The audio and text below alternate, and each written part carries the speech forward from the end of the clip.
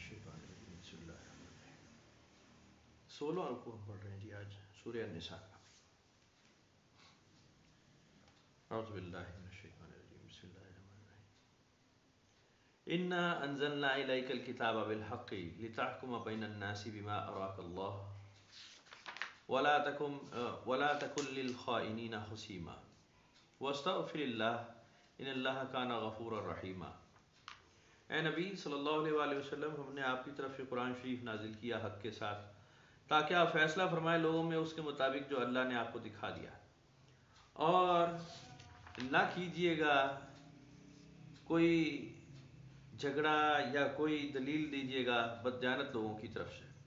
اللہ سے مغفرت طلب کیجئے کہ بے شک اللہ غفور الرحیم ہے.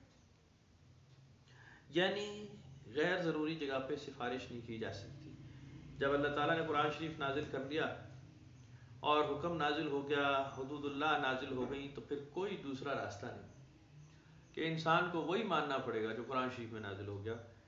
نبی اکرم صلی اللہ علیہ وسلم کے پاس کچھ لوگ سفارش کرانے آ جاتے تھے کہ جی گناہ تو بڑا ہے اور قابل تعزیر ہے، اور جرم ایسا ہے کہ جی قرآن شریف میں بیان ہو گیا کہ جی اس پہ تو سزا ہی ہوگی.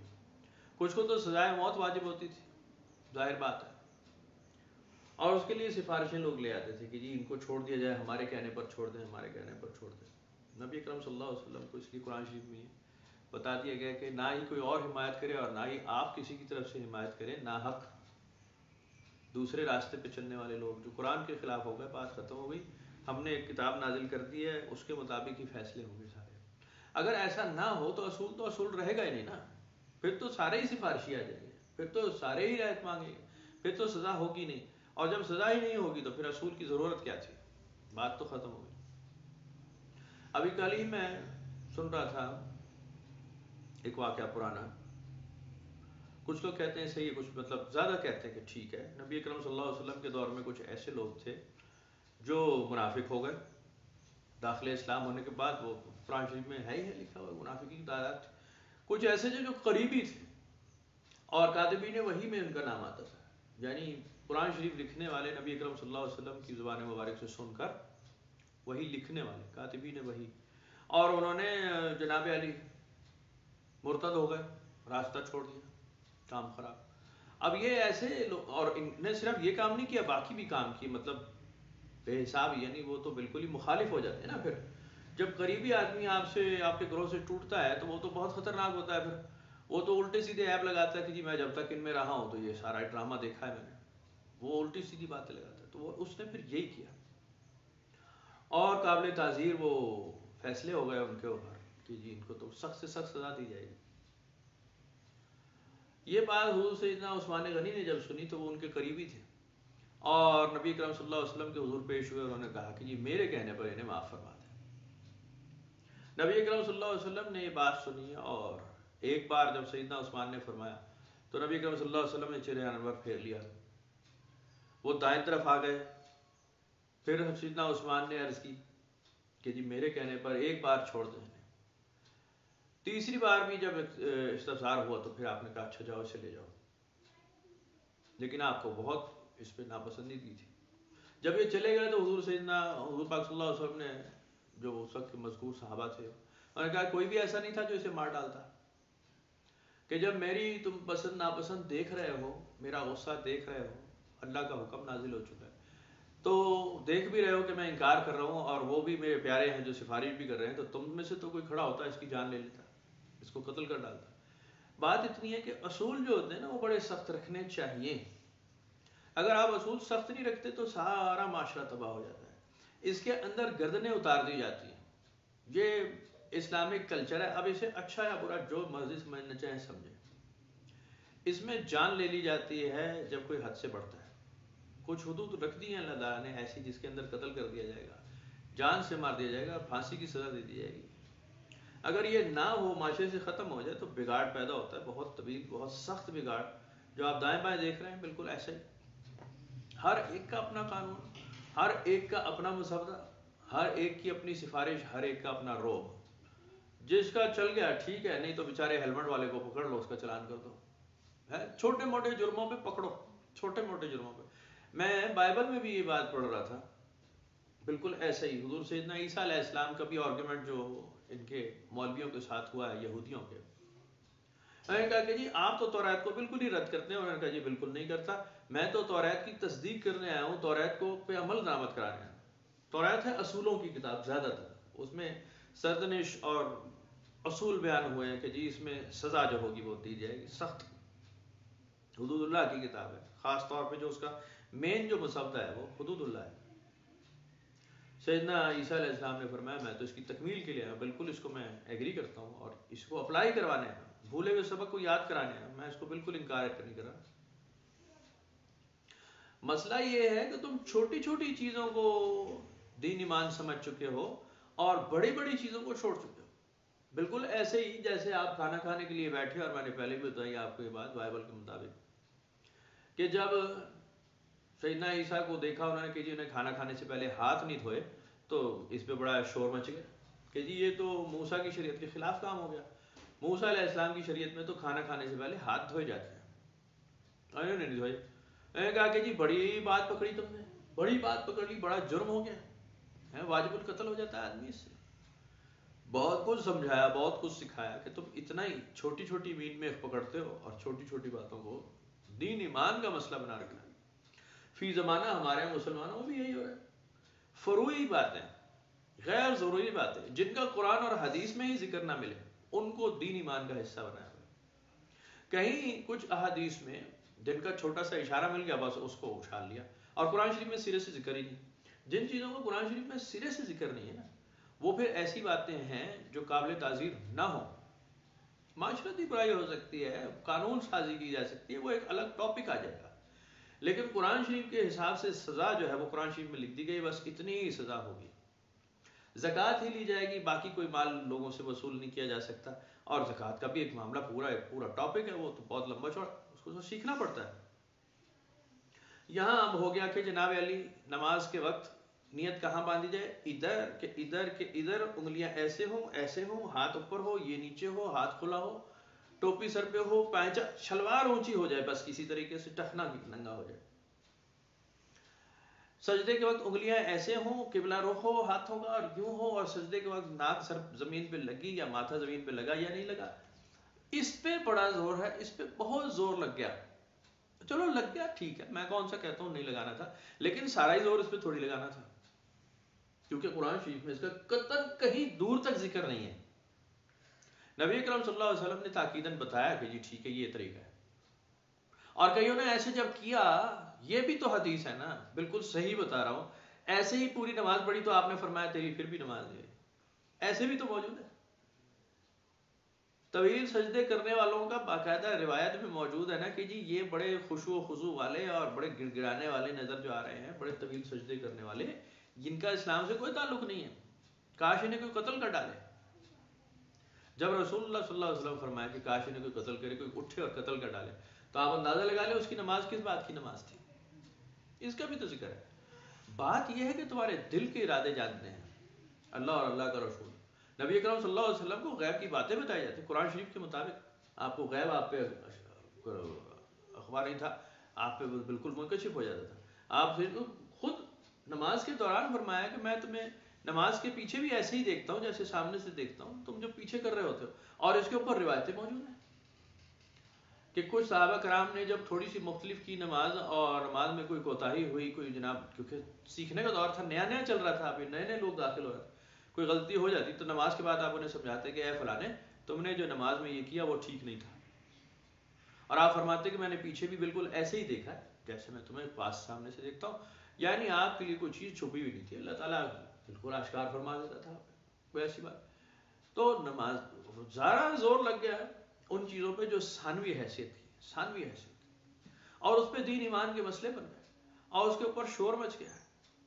پھر اس میں فروعات کا بے حساب اضافہ ہوا، خاص طور پہ ہمارا جو یہ ہندوستان کا علاقہ ہے، پاکستان ہندوستان، اس کے اندر تو مکسنگ حد سے زیادہ ہو گئی. ایران میں بے شمار ہوئی.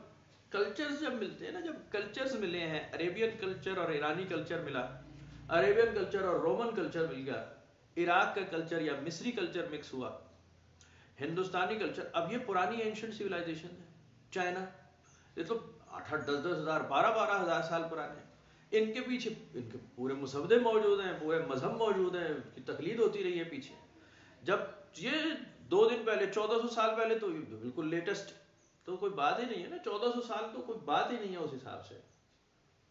جہاں آپ کے پاس 8000 سال 10,000 سال پرانی سیولائزیشن ان رائٹنگ موجود ہے، روم کی اور گریک کی اور جناب انڈیا کی سیولائزیشن بہت پرانی، 10,000 12,000 سال پرانی ان رائٹنگ موجود ہے. تو وہ جب مکسنگ ہوتی ہے تو کئی چیزیں دوسرے مذاہب کی پھر یہاں غالب آ گئی.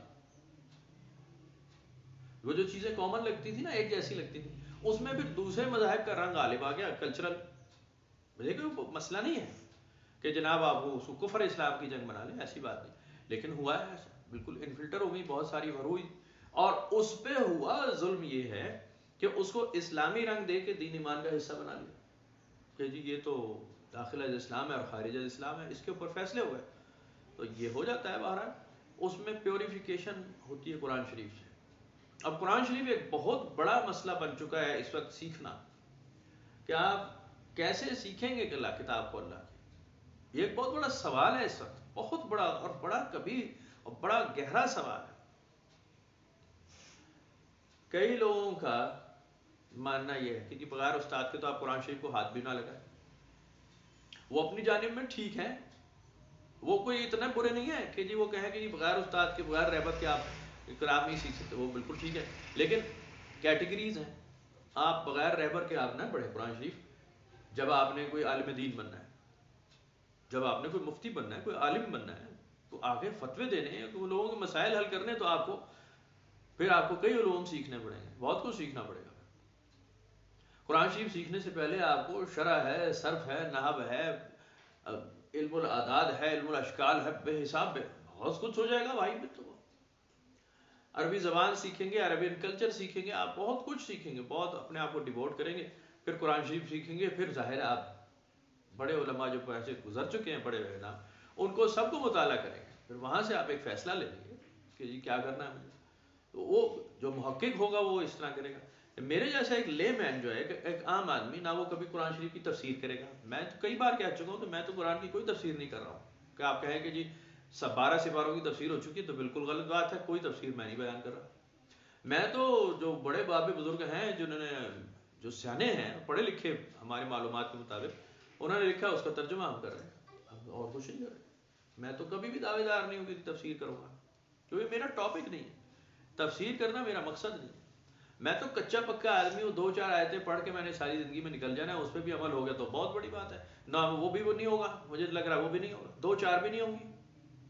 تو گن کے دیکھ لیں اپنی زندگی میں کہ پریکٹیکلی ہم کتنا قرآن پہ عمل کرتے ہیں، تو وہ بالکل نہیں ملے گا آپ کو. فروعات میں بہت ساری چیزیں، بہت سارے معاملات ایسے ہوتے ہیں جو مذہب کا حصہ بن کے اور دین ایمان کے حصے بن جاتے ہیں. بہت ساری چیزیں. تو بہرحال اس کو قرآن شریف کو ضرور پڑھنا چاہیے، چھوڑنا نہیں چاہیے. اساتذہ کرام کے ترجمے پڑھیں، علماء کرام کے ترجمے پڑھیں، بڑے عزت بڑے ادب کے ساتھ. آپ کو کوئی پریشانی نہیں ہوگی. انگلش میں، اردو میں سینکڑوں ہزاروں ترجمے ہو چکے ہیں، سینکڑوں ہزاروں لکھی جا چکی ہیں تفاسیر. اور مجھے نہیں لگتا کہ اگر داخل اسلام آدمی جیسے کو بنیادی اصول ہیں. بنیادی اصول کیا ہے؟ اللہ ایک ہے، قیامت آئے گی، کسی مخلوق کو تنگ نہیں کرنا، نبی اکرم صلی اللہ علیہ وسلم کو غیر مشروط طور پہ آخری اور فائنل اتھارٹی سمجھنا ہے. آخری، آپ کے بعد اب کوئی رسول نہیں آئے گا. آپ سے پہلے جتنے گزر چکے ان پہ ایمان ضرور لائیں گے، لیکن عمل آپ نبی اکرم صلی اللہ علیہ وسلم کی بات پہ کریں گے. چاہے موسیٰ علیہ السلام ہو، کلیم اللہ ہو، چاہے ابراہیم خلیل اللہ ہو، چاہے عیسیٰ روح اللہ ہو، جیسے بھی ہوں بڑے ہمارے سراغوں پہ، عمل ہم کریں گے شریعت محمدی صلی اللہ علیہ وسلم سے. بس اگر یہ نہیں ہے تو آپ مسلمان نہیں ہو سکتے. یہ اسلام کی شرائط ہے. آپ کہیں توراۃ، زبور، انجیل، جو قرآن بھی ہیں، اور کہیں گرنتھ بھی ہے، اور گیتا بھی ہے، اور وید بھی ہے، اور کچھ بھی ہے، وہ دنیا کی ہزاروں کتابوں کے آپ نام گن دیں تو آپ گن لیں. ہوگی بڑی اچھی ہوں گی، بالکل ہوں گی، سر آنکھوں پہ بھائی عزت کریں گے. عمل ہم کریں گے قرآن شریف پہ بس. اس کے علاوہ کچھ جو مرضی کہے کہ جی کوئی فارمولہ، کوئی اصول فلانی کتاب کا بہتر ہے، تو وہ مسلمان کے لیے نہیں ہے. مسلمان کے لیے وہ فارمولہ ہے جو قرآن شریف میں ہے. ہم اس میں سختی اور نرمی نہیں ڈھونڈیں گے، ہم اس میں اللہ کا حکم دیکھیں گے، جب اس کو کہہ دے تو کرو اور جب منع کر دے تو منع ہو جاؤ، ختم۔ یہ اسلامی اصول ہے۔ نبی اکرم صلی اللہ علیہ وسلم کو غیر مشروط طور پہ آپ کو آخری نبی ماننا پڑے گا، کوئی کسی حیثیت میں اور کوئی نبی مبعوث اب ہونے والا نہیں ہے، کوئی فیصلہ کرنے والا نہیں، کسی گناہ کا، ثواب کا، جنت کا، دوزخ کا، کوئی نہیں۔ نبی اکرم صلی اللہ علیہ وسلم کی فائنل اتھارٹی ہے۔ آپ کا وصال ہو چکا ہے، اس میں کوئی پریشانی نہیں، قرآن شریف کے مطابق ہے، کوئی ایسی بات نہیں کہ جناب علی ہم ہیں قد خلت من قبلہ الرسل، کوئی ایسی بات نہیں۔ انبیاء علیہ السلام آتے ہیں، ان کی روح قبض کر لی جاتی ہے، کوئی انوکھی رایا نہیں ہے کہ وہ کسی اور لائف میں زندہ ہے، وہ بھائی وہ تو سارے ہی زندہ ہیں، ہر ایک کی اپنی زندگی ہے، تو وہ ایک الگ ٹاپک ہے۔ ہمیں نبی اکرم صلی اللہ علیہ وسلم کے وصال پہ کوئی شک نہیں ہے، بالکل ٹھیک ہے، اللہ تعالیٰ کی سپریم اتھارٹی اللہ تعالیٰ کی، وہ روح قبض کرتا ہے، کل نفس ذائقۃ الموت ہے، بالکل نبی اکرم صلی اللہ علیہ وسلم کو ایک نیچرل وفات دے دی گئی ہے، ختم ہو گئی بات۔ آپ کے مرتبے، آپ کی شان میں کوئی فرق نہیں پڑتا، اس سے کوئی فرق نہیں پڑتا۔ ہو سکتا ہے کہ ہمارے سامنے نبی اکرم صلی اللہ علیہ وسلم کا ظہور ہوتا اور ہم منکرین میں سے ہوتے، نہ ماننے والوں میں سے ہوتے۔ بھائی اب تو جو ہمارے حالات ہیں، ہم ان پہ کئی باتوں پہ شک کر سکتے تھے، کیونکہ بڑی کڑوی بات میں آپ کو بتانے لگا ہوں، آج بھی ہمارا جو فارمولہ ہے نا انسانوں کا، وہ یہ ہے کہ ہم زندہ لوگوں کی وہ قدر نہیں کرتے جو مر جانے والوں کی کرتے ہیں۔ میں ابھی کسی کے گھر بیٹھا ہوا تھا، تو وہاں پہ بھی ایک ایسی اچھلتی تکلیف دہ بات پیدا ہو گئی ایسے، میں نے کہا دیکھو زندہ پیر جب تک زندہ ہوتا ہے تو وہ اس کی کئی باتیں بری لگتی ہیں کہ جی یہ تو حضرت صاحب نے دیکھو ٹھیک نہیں کیا، یہ تو نہیں کرنا چاہیے تھا، یہ تو دیکھو بڑے حضرت صاحب تو ایسا نہیں کرتے تھے، ہمارے تو وہ پیرانے پیر تو ایسا نہیں کرتے تھے، فلانے تو ایسا نہیں کرتے تھے، یہ ہمارے جو نئے حضرت صاحب بیٹھے ہوئے ہیں یہ نیا کچھ کر رہے ہیں۔ تو آپ کو سوال پیدا ہوگا اعتراض، لیکن جیسے ہی وہ حضرت صاحب موت پڑ جائے، اس کو فوت ہو گیا، پھر تو چادروں پہ چادریں ہیں، پھر تو جی وہ کلندر وقت اور خطب زمان اور غوث سمدانی لامکانی ہو جاتا ہے، اس کے اندر سے سارے شک شبہے دور ہو جاتے ہیں مر جانے کے بعد۔ اگر زندہ پیر بیٹھا ہو نا دربار پہ تو آپ کہتے ہیں کہ اچھا چلو پھر یہاں کیا کریں، مزار ہو تو آپ کو مزہ آ جاتا ہے، اب ادھر سجدہ کیا جا سکتا ہے، اب ادھر چادر چڑھائی جا سکتی ہے، اب اس کو ہم وہ دیا بتی کر سکتے ہیں، یہاں چڑھاوا چڑھا سکتے ہیں، یہاں کوئی بٹا ہے تو مل سکتے ہیں، وہ ہمارے پاس کوئی ویرائٹی۔ زندہ آدمی بیٹھا ہو کہتا ہے اللہ ایک ہے، قیامت آئے گی، اس کے علاوہ کسی کی بات مت مانو، شریعت پہ عمل کرو، آپ کہتے ہیں یہ تو مولوی نکل آیا۔ یہ مسئلے ہوتے ہیں، زندہ کے ساتھ ہوتے ہیں۔ تو جس طرح کے ہمارے بد دماغیاں ہیں نا انسانوں کی، اور آپ اینالائز کریں تو نبی اکرم صلی اللہ علیہ وسلم کی حیات طیبہ، سیرت طیبہ بھی پڑھیں تو آپ کو بہت ساری باتیں لگیں گی یار انہوں نے کوئی گل یار سمجھ نہیں لگی یار، ہم اس طرح کے لوگ ہیں۔ اور خاص طور پہ خدا نہ خواستہ اگر اس وقت جیو نیوز ہوتا، اے آر وائی ہوتا، بول ٹی وی، یہ نیوز چینل، اور نبی اکرم صلی اللہ علیہ وسلم کا زمانہ ہوتا، تو بھائی پھر تو پتہ نہیں کیا کیا ہوتا، کتنے دھڑے بنے ہوتے۔ یہ تو ہماری خوش نصیبی ہے کہ ہم اس وقت اس طرح سے نہیں تھے، کیونکہ ہمارے ایمان وہ نہیں ہے، کمزور لوگ ہیں۔ میں نے آپ کو ابھی مثال سنا دی نا کہ کاذبین وحی میں بھی ایسے تھے جو مرتد ہو گئے، جو وحی سن رہے تھے نبی اکرم صلی اللہ علیہ وسلم سے اور لکھ رہے تھے، ان میں بھی مرتد موجود تھے، منافق سے بھی بدتر، جن کو واجب القتل ہو جانا چاہیے تھا، قتل ہو جانا چاہیے تھا، جان سے مار دیا جائے، ایسے لوگ موجود تھے نبی اکرم صلی اللہ علیہ وسلم کے دور میں۔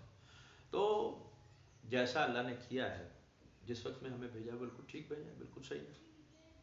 فروغات سے نکلنے کے لیے آپ قرآن شریف پڑھیں، بڑے دل سے پڑھیں، اور بس اس یقین سے پڑھیں کہ جی میں نے کسی کو سکھانے کے لیے نہیں پڑھ رہا، میں یہ اپنا پہلا فارمولہ بنا لیں کہ جی میں کسی کو سیدھا کرنے نہیں آیا ہوں، نہ مجھے سیدھا کرنے کے لیے مبعوث کر دیا گیا کہ اب تیرے ہاتھ میں ہم قرآن دے رہے ہیں بیٹا، اب تو نکل جا اور پھیلا دے دین کو۔ یہ ہمیں اللہ تعالیٰ نے ابھی تک نہیں کہا فی الحال۔ ہو سکتا ہے کہ بیل بجے اور وہ آ جائیں کسی دن آپ کے گھر اور کہیں جی السلام علیکم، میں اللہ تعالیٰ ہوں اور میں آپ کو کہہ رہا ہوں کہ آئندہ سے آپ مامور من اللہ ہیں، میں آپ کو نامینیٹ کر رہا ہوں، میں آپ کو ڈیزگنیٹ کر رہا ہوں، یہ جاب ڈسکرپشن ہے، اب آپ نکل جائیں۔ ہو سکتا ہے اس وقت ہو جائے وہ، پھر آپ بھائی دعویدار ہو جانا۔ فی الحال تو فی زمانہ تو ہے نہیں، ابھی تک تو ہوا نہیں، اور اگر ہوا ہے تو آپ بہت اچھے ہیں، تو آپ بہت مرتبے کے آدمی ہیں۔ تو بہرحال گزارش یہ ہے کہ آپ قرآن شریف سیکھیں، پڑھیں اپنی ذات کے لیے۔ ہاں آپ کے جو ریڈیس میں موجود ہیں لوگ، آپ کے پیارے ہیں، ان کو بھی ترغیب کریں کہ جی آپ بھی پڑھیں۔ آپ ان کو یہ مت کہیں کہ میرا پڑھا ہوا پڑھو، میرا سیکھا ہوا سیکھو، جیسے میں نے سیکھا ویسے ہی آپ بھی سیکھ لیں، اس کا جو ترجمہ میں کرتا ہوں وہی تم بھی کرو، آپ یہ مت کریں۔ آپ ان کو اپنا ترجمہ اپنا ڈھونڈنے دیں، اپنی تحقیق کرنے دیں، نیا پکھیرو بننے دیں. آپ وہ خوفزدہ نہ ہو کہ جی یہ تو دین سے ہٹ جائے گا، فلانے کا ترجمہ پڑھ لیا تو یہ اس گروہ کا ہو جائے گا. بھائی جس گروہ کا بھی ہو جائے گا وہ اس کی اپنی زندگی ہے. آپ بھی تو کسی گروہ کے ہوئے ہیں نا، آپ بھی تو ہوئے. اب ضروری تو نہیں کہ ہم باپ دادا کے گروہ میں سے کہ ہیں، نہیں ہے. باپ دادا کا گروہ کچھ اور تھا، ہم نے جو قرآن شریف پڑھا ہے وہ اس کا گروہ کچھ اور ہے، ہماری سمجھ کچھ اور ہے، ہماری اولادوں کی کچھ اور ہوگی، آئندہ آنے والوں کی ہو سکتا ہے ہم سے بہت بہتر ہو. ہم نیچے رہ گئے، طفل مکتب رہ گئے، اور آئندہ آنے والے بہتر ہوں، پریکٹیکل ہوں. کیونکہ میں نے بچوں میں جو چھوٹے بچے ہیں، بڑے تو مطلب 20 سے اوپر کے تو ذرا کم، وہ تو آوارہ دماغ کے پتہ نہیں کیوں ہو گئے، وہ تو سست والے. جو اس سے کم ہے نا، 8-10 سال 12 سال کے جو نئے بچے آ رہے ہیں، اس میں نے دیکھا کہ یہ سوال پوچھتے ہیں کہ یہ آیت میں یہ کیوں لکھا ہوا ہے، یہ کیسے ہوا، پھر یہ کیا بات تھی. ان میں یہ سوال پیدا ہو رہے ہیں. کیونکہ میں تو پڑھاتا ہوں نا بچوں کو بھی، تو ترجمہ بھی ہوتا ہے، تو وہ پوچھتے ہیں کہ جی یہ جو بات آپ نے کی یہ کیا بات ہے، یہ ہمیں پوری بات بتاؤ. تو بڑے نہیں پوچھتے، بڑے کہتے ہیں یار بس انگڑائی کہ یہ کب ختم ہوگا، نکلے دائیں بائیں. اور جو ذرا زیادہ بڑے ہیں وہ بیمار ہیں، ان کی بکھیوں میں سے درد نہیں جا رہا، خبیث ہو گئے، وہ جناب بیٹھے اپنے گھروں میں انگڑائیاں مار رہے ہیں. آج سو گیا تھا، آج جا گیا تھا، سسرال ہی نہیں چھوڑ رہی. شادی زدہ ہونے کے بعد تو بیڑا ہی غرق ہو جاتا ہے. اس کا مطلب ہے وہ کہتے ہیں کہ جی وہ دین ایمان بچ جاتا ہے شادی کے بعد. او بھائی جان تم نے وہ ایک ہی دین ایمان، ایک ہی رخ بچایا ہے، اس کا مطلب ہے باقی سارے رخ کھلے چھوڑ دیے. بہرحال نبی اکرم صلی اللہ علیہ وسلم کو بھی بڑا واضح دو ٹوک الفاظ میں قرآن شریف کا فیصلہ کہ جی آپ بھی کوئی سفارش نہیں کریں گے، کوئی جھگڑا نہ کریں ان کے بارے میں جو قرآن کے خلاف فیصلہ مانگ رہے ہیں. بالکل کچھ نہیں ہوگا، آپ نے وہی کرنا جو ہم کہہ رہے ہیں، چاہے اس میں قریبی آ جائے. جیسے سورہ توبہ میں لکھا ہے، سورہ توبہ میں نہیں لکھا پڑھا آپ نے کہ کوئی چیز تو میرے پر غالب نہ آ جائے، تم امپریس نہ ہو جانا کہ جی تمہارے قریبی لوگ ہیں، کوئی رشتہ دار، کوئی دوستی، کوئی دشمنی غالب نہ آ جائے. فیصلہ قرآن کا ہوگا، کوئی چیز دوسری بیچ میں نہ آ جائے، سیدھا فیصلہ. تو اللہ تعالیٰ تو کوئی اس میں تنبیہ کرتے ہوئے کوئی لحاظ نہیں کرتا. وہ نبی اکرم صلی اللہ علیہ وسلم کو بھی بالکل ایگزیکٹ ایسے ہی تنبیہ فرماتا ہے. میں نے پہلے عرض کی کہ یہ فارمولہ کیوں ہے کہ آپ کا جو سب سے قریبی، سب سے لاڈلا، سب سے پیارا ہوتا ہے نا، آپ اس سے کوئی غلط کام وہ نہیں کرتے، کوئی قیاس نہیں کہ جی یہ دور سے بھی انوالو ہو کسی غلطی میں، غلطی کا شائبہ بھی دور کر دیتے ہیں. اس لیے آپ سخت ہاتھ رکھتے ہیں کہ بھائی تمہیں یہ کام نہیں کرنے دوں گا. اب باہر بچے ہیں نا گلی میں پیچھے ہمارے کھیل رہے ہوتے ہیں نا، تو بڑا شور ہوتا ہے پیچھے، تو وہ ظاہر ہے بڑی لغویات باتیں بھی آ رہی ہے وہ، تو ہمارے بچے بھی کہتے ہیں کھیلنے جائیں. تھوڑی دیر بھیج دیتا ہوں، لیکن جب دیکھتا ہوں کہ کوئی ایسی باتیں ہو رہی، کوئی ایسا کرو، تو میں اپنے بچوں کو سختی سے واپس بلاتا ہوں کہ تم لوگ واپس آؤ. میں باہر نہیں نکل جاتا کہ سارے محلوں کے بچوں کو کہوں چلو چلو اپنے گھر جاؤ، نہیں. ان کا معاملہ بھائی ان کے ماں باپ جانیں گے. ہمارے تو جو پیارے، جو میرے قریبی ہیں، میں ان کو سختی سے کروں گا کہ جی پیچھے ہٹ جاؤ، اب یہ راستہ ٹھیک نہیں ہے، اب یہاں سے ہٹنا ہے. تو یہ اللہ تعالیٰ کا بالکل طریقہ رہا ہے کہ جو آپ کا قریبی ہوگا، نبی اکرم صلی اللہ علیہ وسلم کی ذات والا سے بات ہے، ان کو ظاہر ہے کہ آپ بالکل کسی کی باتوں میں نہیں آنے دیں گے کہ جی آپ کے اوپر کوئی جملہ آئے ہی نہ اعتراض کا کہ جی قرآن شریف نازل ہوا لیکن نعوذ باللہ نبی اکرم صلی اللہ علیہ وسلم نے قرآن کے خلاف کوئی فیصلہ کیا. تو کیسے ہو سکتا ہے کہ ہسٹری چینج ہو جاتی، پھر تو ساری، پھر تو بات ختم ہو گئی تھی، پھر تو معاملہ ختم. تو بڑے سخت الفاظ میں اللہ تعالیٰ فرما رہا ہے کہ جی آپ ان کے بارے میں کوئی جھگڑا نہ کریں. واستغفر اللہ، مغفرت طلب کرتے ہیں اللہ سے کہ ان اللہ کان غفور رحیم. ولا تجادل عن الذين يختانون انفسهم ان الله لا يحب من كان خوانا اثیما. مت جھگڑے آپ ان لوگوں کی طرف سے جو خیانت کرتے ہیں آپ سے، بے شک اللہ تعالیٰ دوست نہیں رکھتا اس سے جو بڑا بددیانت بدکار ہے. یہ بالکل ایسے ہی کیٹیگری کے لوگ ہیں کہ یہ قرآن شریف کے فیصلے بدلنے کی سفارشیں کر رہے ہیں. بددیانت ہے، وعدہ کر لیا اللہ سے لیکن اس پہ عمل نہیں کرتے. وہ کہتے ہیں نہیں یہ تو میرا لیے ممکن نہیں ہے، اس میں تو میری بیوی جائے گی، اس میں تو میرا بچہ جائے گا، اس میں تو میرا مال جائے گا، میرا اسباب جائے گا، میرا باپ چلا جائے گا، میری ماں چلی جائے گی، یہ کام میں نہیں کروں گا. باقی آپ نمازیں پڑھوا لیں، آپ مجھ سے وضو کے بجائے غسل کروا لیں کہ جی 5 ٹائم غسل کر کے نماز پڑھ لوں گا. کپڑے میں آپ سفید چٹا کپڑا بنوا لیں مجھ سے، آپ آنکھوں میں سرما ڈلوا لیں، آپ کہیں کہ جی دستار کی پگڑی 7 کے بجائے 14 کی ہوگی، گز بڑھوا لیں، آنکھوں میں سرما ڈال لیں، خوشبو لگا لیں، عطر لگا لیں، مسواک کے اوپر زور دے دیں. یعنی جن چیزوں پہ آج زور ہے بس میں وہی گنوا رہا ہوں، اسی پہ زور ہے سارا، گیٹ اپ پہ زور ہے، گیٹ اپ پہ. میں آپ کو وہ تصویر فارورڈ کروں گا، ابھی میں نے دکھائی تھی آپ کو وہ تصویر، اس میں انڈین 2 ایکٹرز کی تصویر ہے، میں آپ کو بھیجوں گا، میں نے وہ سیو کر کے رکھی ہے. اس میں ایک ایکٹر ہے، کریکٹر وہ ایک تو نصیر الدین شاہ ہے، وہ تو ایسے ہی تقریباً کھڑا ہے، ایک اور اس میں کریکٹر، اتنی لمبی داڑھی اور پگڑ بندھی ہوئی اور چولا پہنا ہوا، ہاتھ میں تسبیح، وہ بالکل ایسا لگ رہا ہے کہ کسی بڑے دربار کے نا وہ بابا جی ہیں. اور پہلا امپریشن میرا بھی یہی تھا کہ یہ کہیں کسی دربار میں حاضر ہوئے ہوں گے، پھر حاجی علی وغیرہ کے مزار پہ جیسے چلے آتے ہیں ایکٹرز، اور وہاں سے کوئی یہ چادر شادر لے کر آ رہے. پتہ چلا دونوں ایکٹر ہیں وہ دھرمیندر ہے، دوسرا وہ گیٹ اپ بھی ویسے پہچانا نہیں جا رہا. تو گیٹ اپ جو ہے وہ تو کوئی بھی بنا سکتا ہے بھائی، کون سی بات ہے اس کے اندر، یہ کون سا مشکل ہے؟ آپ کو سمپل شیو کرنی چھوڑنی ہے، اور کیا کرنا ہے بنا لیں. میں اکثر یہ عرض کرتا ہوں کہ کپڑوں کی دکان اور شیو نہ کرنا یہ اسلام نہیں ہے. ہاں جی، شلواروں کو پینچے اونچے کرنا، یہ سارا فوکس اب ان باتوں پہ آ چکا ہے کہ بار بار کیا روئے آدمی اس بات کو، کہ جی فوکس ہی سارا اس پہ کہ جی بس یہ تو دائرہ اسلام سے خارج ہو جاؤ گے اگر تمہاری بوتھی ایسی نہیں ہے. تو اس پہ بہت ساری روایتیں ڈھونڈ ڈھونڈ کے، اور وہ گستاخ اور یہ زندیق اور ملحد اور فاسق اور فاجر کرے چلے جا رہے ہیں لوگوں کو. اب جو میری ویڈیو دیکھے گا وہ بھی اسی طرح کمنٹ کریں گے کہ جی فاسق اور فاجر ہے، بنیادی سنتوں کے خلاف. سنتوں کے خلاف بات نہیں کر رہا میں، اس کے خلاف بات کر رہا ہوں جو تمہارے ذہنوں میں بیٹھ گئی. دوبارہ یستخفون من الناس ولا یستخفون من اللہ، یہ لوگوں سے تو باتیں چھپا سکتے ہیں اپنے ارادے، لیکن اللہ سے کیا چھپا سکتے ہیں. وَهُوَ مَعَهُمْ إِذْ يُبَيِّتُونَ مَا لَا يَرْضَى مِنَ الْقَوْلِ. یہ تو اللہ تو تمہارے اس وقت بھی ساتھ ہو جائے جو تم ایسی خسر پسر کر رہے ہو تو جو اللہ کو پسند نہیں، جب اللہ کے مزاج کے خلاف، اس کی مرضی کے خلاف، اس کے ارادے کے خلاف تم سوچ رہے ہوتے ہو، میں تمہارے ساتھ ہی ہوتا ہوں اس وقت.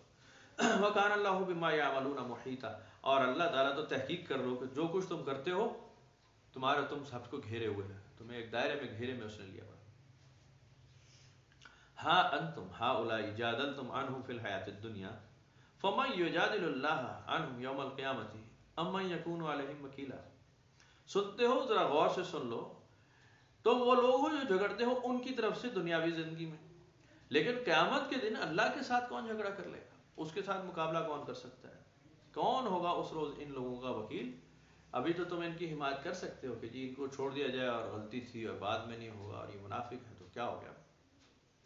دیکھیں فیصلہ قرآن شریف کا بڑا سیدھا فیصلہ ہے بالکل، یعنی سارا جھگڑا ختم ہو جائے. نبی اکرم صلی اللہ علیہ وسلم کو ارشاد فرمایا گیا قرآن شریف کے مطابق، عین مطابق ہے، اے نبی صلی اللہ علیہ وسلم انہیں بتا دیں دین کیا ہے. آپ نے بتا دیا اللہ کے متعلق، یہ جانتے ہیں پہلے سے، کوئی نئی بات نہیں بتا رہے ہمیں، اللہ کو جانتے ہیں. حضور پاک صلی اللہ علیہ وسلم کے والد کا نام کیا تھا؟ عبداللہ. یہ کامن نام تھا، بہت سارے لوگ رکھتے تھے عبداللہ. کچھ لوگ عبد مناف رکھتے تھے، کچھ لوگ عبد شمس رکھتے تھے. یہ نبی اکرم صلی اللہ علیہ وسلم کے شجرہ نسب میں یہ نام شامل ہے، آپ کی اپنی فیملی ٹری میں شامل ہے. عبد شمس، عبد مناف، ان کا کیا مطلب ہے؟ شمس کا بیٹا یا شمس کا بندہ. عبد مناف، مناف بھی ایک بت کا نام تھا. اب جتنا مرضی شکر گوڑ کر لیں، بات تو اتنی ہے. ان میں مشرک تھے، اسی فیملی میں تھے. یہ عیسیٰ اپنا اسماعیل علیہ السلام کی اولاد تھے یہ لیکن ہو گئے، دوبارہ شرک میں آ گئے، دوبارہ بت پرستی شروع ہو گئی. تو ہوا ایسے. کچھ لوگ تھے جو بالکل اس کو ڈس ایگری کر رہے تھے اور بت پرستی نہیں کرتے تھے، وہ ایک گروہ موجود تھا، بالکل تھا. بات اتنی ہے کہ عبداللہ نام موجود تھا. اللہ تعالیٰ کو جانتے. قرآن شریف میں بھی لکھا ہے کہ آپ نبی صلی اللہ علیہ وسلم ان سے پوچھیں کہ جی یہ کائنات کس نے بنائی، زندگی موت دینے والا؟ تو کہیں گے اللہ، اس میں تو کوئی شک ہی نہیں ہے. تو آپ ان سے پوچھیں کہ پھر عبادت اللہ کی کیوں نہیں کرتے، باقیوں کی کیوں کرتے؟ وہ کہیں گے کہ یہ اللہ کے مددگار ہیں، یہ اللہ کے پیارے ہیں، ہم ان کے راستے سے، ہم ان کے تھرو اللہ سے ملتے ہیں، اللہ تعالیٰ نے ان کو آتھورائز کر دیا. تو اللہ تعالیٰ نے اس پہ آرگومنٹ کیا کہ جی یہ موجود تھے جب میں ان کے ساتھ یہ کوئی دلیلیں دے رہا تھا، ان کو ڈیزگنیٹ کر رہا تھا جب کہ جی آج سے رزق دینا تمہارا کام، بچے دینا تمہارا کام، لڑکیاں تم دو گے، لڑکے تم دو گے، کاروبار تم دو گے، صحت تم دو گے، بیماریاں تم دو گے. تو یہ 3 لاکھ 3 کروڑ 30 کروڑ یہ جو تم بنا رہے ہو، جب میں انہیں یہ اسائنمنٹس دے رہا تھا تو کیا تم لوگ گواہ تھے کہ ہاں میں ان کو اسائن کر چکا ہوں؟ ہمیں کس طرح پتہ ہے یہ بات؟ اگر ہے تو ہاں، قل ہاتھو برہانکم ان کنتم صادقین، لے آؤ کوئی دلیل اپنی کتاب میں سے، اپنی کتاب میں سے لے آؤ.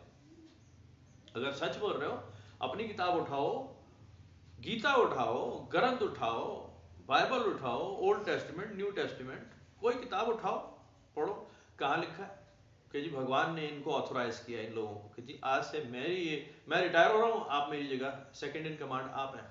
کہیں لکھا ہے تو نکالو. قرآن شریف تو سیدھا پوچھ رہا ہے تم سے کہ جی آپ لیں، آپ کی کتاب میں کس جگہ لکھا ہے، آپ نے کہاں سے لیا یہ فیصلہ.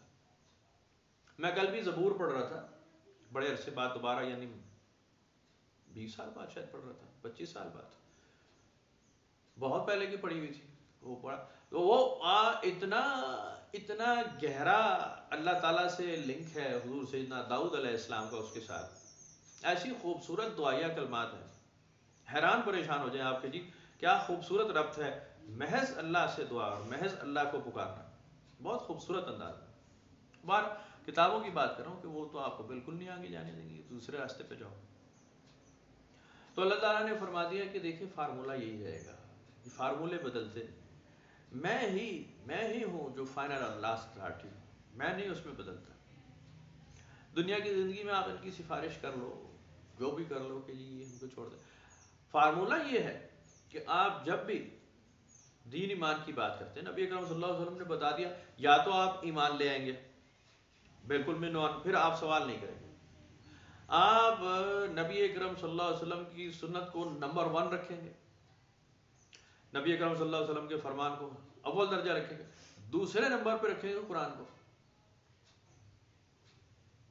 میں یہ بات ثابت کر چکا ہوں. آپ کوئی آ جائے تو آرگیومنٹ کر لے کہ نہیں پہلے نمبر پہ قرآن ہے. بالکل ایسی بات نہیں، ہرگز ایسی بات نہیں. پہلے رسول اللہ مبعوث ہوئے، بعد میں قرآن نازل ہوا ہے.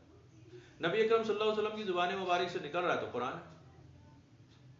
آپ نبی اکرم صلی اللہ علیہ وسلم کو ایک سائڈ پہ کر دیں، آپ قرآن پڑھ کے دکھا دیں، پھر آپ کیا پڑھ رہے ہیں. آپ کو میں نے پہلے شرط لگا دی کہ نبی اکرم صلی اللہ علیہ وسلم کی ذات والا صفات کو آپ ذرا ایک طرف سوچ کے کہیں کہ جی ہم انہیں نہیں مانتے، نعوذ باللہ، اور آپ پڑھیں قرآن پڑھ کے دکھا دیں. پھر آپ کیا پڑھ رہے ہیں؟ آپ قرآن کا الف پڑھیں گے، آپ نبی اکرم صلی اللہ علیہ وسلم کو پہلے مان رہے ہیں، کیونکہ وہ تو اسی زبان مبارک سے نکلا. وہ تو آپ نہیں چھوڑ رہے، وہ تو شرط خراب کر رہے ہو کہ نہیں ایسے نہیں. بھائی جان آپ نے سنا ہے ذاتی جبریل امین آپ کے پاس آئے تھے تو آپ پڑھ لیں، کر کے دکھا دیں. آپ عبادت کا ایک الف کر کے دکھا دیں. نبی اکرم صلی اللہ علیہ وسلم کی ذات کو بیچ میں سے اس ہائرارکی سے نکالیں، کہیں جی اللہ کی ذات ہے، اس کی عبادت ہوگی اور کتاب میرے پاس ہے، دیٹ از آل. کر کے دکھا دیں عبادت. آپ کے پاس کتاب ہے ہی نہیں، کتاب کیسے پھر کتاب کہاں سے؟ نبی اکرم صلی اللہ علیہ وسلم درمیان میں ڈالنا پڑے گا، پھر ہوگا کہ جی یہاں سے کتاب آ رہی ہے، انہوں نے بتایا کہ یہ کتاب ہے، یہ قرآن ہے اور یہ حدیث ہے، یہ سنت ہے. تو میں اس لیے عرض کر رہا ہوں کہ نبی اکرم صلی اللہ علیہ وسلم کی ذات والا صفات کو نمبر 1 رکھیں گے، دوسرے نمبر پہ قرآن شریف آپ کے پاس موجود ہے، اللہ کی کتاب ہے، کریں عمل. دوسرا راستہ ہے اس کا، آپ کہیں میں انکار کرتا ہوں، نہیں مانتا، یہ رسول بھی نہیں ہے، قرآن بھی کتاب نہیں ہے، میں کسی دوسرے مذہب کو مانتا ہوں، ختم ہو گیا، کوئی جھگڑا نہیں ہے آپ سے، آپ کی گردن نہیں مار دی جائے گی بھائی جان. یہودی موجود ہیں، عیسائی موجود ہیں، مشرک موجود ہیں، صابی موجود ہیں، قرآن شریف کے اندر لکھا ہوا ہے موجود ہیں، ان کے ساتھ معاہدے ہو رہے ہیں، ان کے ساتھ کہا جا رہا ہے جی سیز فائر ہے، آپ کے ساتھ کوئی جھگڑا نہیں ہے. ہاں اگر آپ جھگڑا کریں گے تو ہم بھی جھگڑا کریں گے، آپ قتل کی کوشش کریں گے، ہم آپ کو دگنا قتل کریں گے، ہم بھی تلوار اٹھانا جانتے ہیں، اصول یہ. ہاں آپ امن سے رہیں، ہم آپ کے ساتھ امن سے رہنے کو تیار ہے. فیصلہ کر دے گا اللہ تعالیٰ قیامت کے دن، بس ختم، کوئی جھگڑا نہیں. آپ رہیں یہودی، آپ یہیں رہیں عیسائی، آپ رہیں صابی، آپ رہیں مشرک، کریں اپنا ایسا جو کرنا ہے، جدھر مرضی جیسے مرضی کریں. ہاں جہاں ہوڑ مسلمانوں کا ہو گیا ان کو کہا کہ جی بھائی یہاں سے ہٹ جاؤ، کیونکہ مسلمانوں کی اکثریت ہے، آپ کب تک لڑیں گے ان سے، پھر آپ کے ساتھ زیادتی ہو جائے گی، مسلمان بھی ہاتھ اٹھائے گا پھر وہ زیادتی کرے گا. تو آپ ہٹ جائیں سائڈ پہ اپنی آبادی کر لیں. اب اگر ہم یہاں کہتے ہیں کہ جی یہاں چوک میں ہم ایک مندر بنا لیتے ہیں باہر، کتنے دن چلے گا؟ کتنے دن؟ کتنے لوگوں کو روکیں گے بھائی؟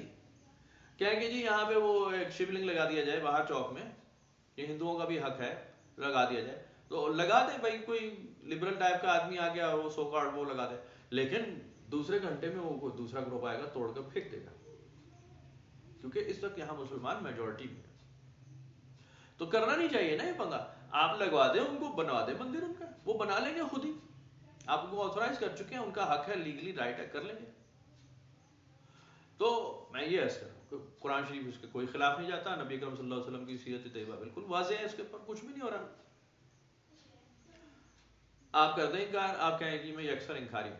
ہاں اعتراض آپ تب ہوگا جب آپ کہیں میں کلمہ کو مسلمان ہوں میں نماز کا پابند ہوں، میں رکھتا ہوں روزہ، میں یہ کرتا ہوں، میں زکوٰۃ، یہ وہ، بس جہاد نہیں مانتا، بس میں رسول اللہ کو آخری نہیں مانتا، بس میں صدقہ نہیں دوں گا، بس میں خیرات نہیں دوں گا، کوئی ایک آدھ شرک ہے یہ نہیں مانوں گا، باقی منوا لو، بس میں فجر نہیں پڑھوں گا، ظہر اثر مغرب پڑھا لو، ایسے نہیں، بس میں کلمہ آدھا پڑھوں گا، بس میں بغیر وضو کے نماز پڑھوں گا، وہ تو پھر وہ مسئلے مسائل پیدا ہو گئے، پھر مسئلے مسائل، پھر آپ کو پکڑا جائے گا سختی کے ساتھ، پھر قرآن کا فیصلہ بہت سخت ہے، پھر منافقین کے لیے سورت پوری نازل ہو گئی، سورۃ توبہ جس میں بسم اللہ بھی نہیں ہے، بہت بڑا سخت فیصلہ، اور ایک جگہ نہیں قرآن شریف بھرا پڑا، جتنے منافقین ہیں ان کو تو روند ڈالا اللہ تعالیٰ نے کہ جی ہم تو میں تو چھوڑیں گے نہیں، تو پھر ایسا ہی ہوگا، آپ کر لیں اپنا مذہب الگ کر لیں، آپ کو یہودیوں کو کہا جا رہا ہے جاؤ تورات اٹھاؤ پڑھو عمل کرو اس پہ، جو عیسائیوں کو کہا جا رہا ہے جاؤ انجیل اٹھاؤ اس پہ عمل کرو،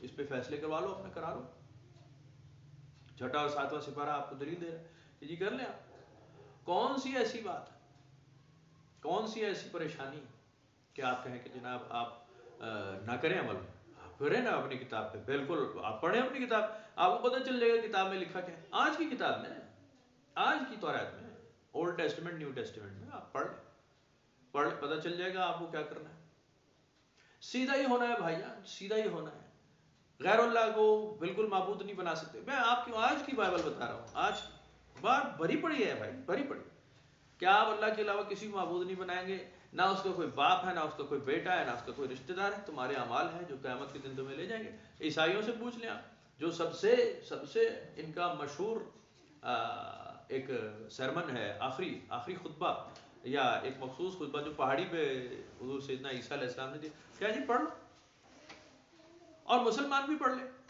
آپ کو پتہ ہی نہیں چلے گا کہ آپ قرآن اور حدیث پڑھ رہے ہیں یا بائبل پڑھ رہے ہیں، وہ حرف آخر ہے، ورڈ ٹو ورڈ ایک جیسا ہے، الوہیت بیان ہو رہی ہے، انسانی اصول انسانی ضابطے بیان ہو رہے ہیں، قیامت کا ذکر ہو رہا ہے، فیصلے کا بات ہو رہی ہے کہ جی فیصلہ ہوگا تمہارے اعمال پہ، کسی کی سفارش کو کام نہیں آئے گی، لیکن بعد میں عیسائیوں نے کہا کہ نہیں، عیسیٰ علیہ السلام تو ہمارے گناہ بخشوانے کے لیے سولی چڑھ چکے ہیں، اب ہمارے گناہ نہیں، تو بعد میں نکالا ہے نا، آج کی بائبل اگر تمہارا پاسٹر تمہیں پڑھا دے تم ہیلپ لیس کی جی پھر اس میں یہ کیا لکھا ہے، میرے پاس جن سے میں نے بائبل لی تھی، وہ بھی ایک عجیب واقعہ ہے ویسے، وہ سید فیملی تھے اور کرسچن ہو گئے تھے، ہاں پاکستان میں نہیں ہوتے، آپ کو کیا لگتا ہے کنورٹ نہیں ہوتے لوگ دوسرے مذہب میں ہوتے، تو بہت اچھے آدمی تھے، اور ہمارے پہلے سے ان سے ملاقات تھی اور بعد میں بھی رہی، جب عیسائی ہو گئے وہ کہیں انہوں نے شادی کرنی تھی، کوئی خاتون پسند آ گئی، وہ ہو گئی، عیسائی ہو گئے، عیسائی ہونے کا بھی میں پوری تفصیل بتاؤں تو آپ بھی شاید ہو جائیں تو بہت کچھ ہوا، بہرحال میں نے ان سے پھر وہ بائبل لی، تو وہ ڈرتے تھے بہت، عیسائی بہت ڈرتے ہیں پاکستان میں کہ یہ کوئی رولا نہ ڈال دے، میں نے کہا بھائی نہیں، وہ جانتے تھے خیر ہمیں اچھی طرح، محلے دار تھے، لے لی، تو میں نے ان کی بائبل پڑھی تو میں بڑا امپریس ہوا اس بات پہ کہ انہوں نے اس کو انڈر لائن کیا ہوا ہے ہر جگہ سے، ایک ایک صفحے پہ نا ایک ایک دو انڈر لائن ضرور کی ہوئی ہیں، فلانی ورس فلانی ورس فلانی ورس، یعنی بڑی کینلی پڑھی ہوئی کتاب ہے، تو بہرحال جب آپ پڑھیں گے تو آپ کو لا محالہ سیدھا ہی ہونا پڑے گا، سیدھے راستے پہ آنا پڑے گا، تو اللہ تعالیٰ نے 2 فیصلے فرما دیے کہ جناب یا تو سیدھا راستہ ہے اسلام والا، یا پھر تمہارے اپنے مذاہب ہیں، فیصلہ کر لو، ٹھیک ہے، ہم کوئی تم سے جھگڑا نہیں کرتے، ہم تمہیں مہلت دیتے، کرو عمل اس کے اوپر، جو تمہاری کتابوں میں تمہارے پاس تمہاری معلومات ہے کرو، تمہارے بڑے موجود ہیں، تمہارے ایلڈرز موجود ہیں، قرآن شریف میں لکھا تمہارے ایلڈرز ہیں، کرا لو فیصلہ، کیوں نہیں کرواتے، کرو اور کرو عمل،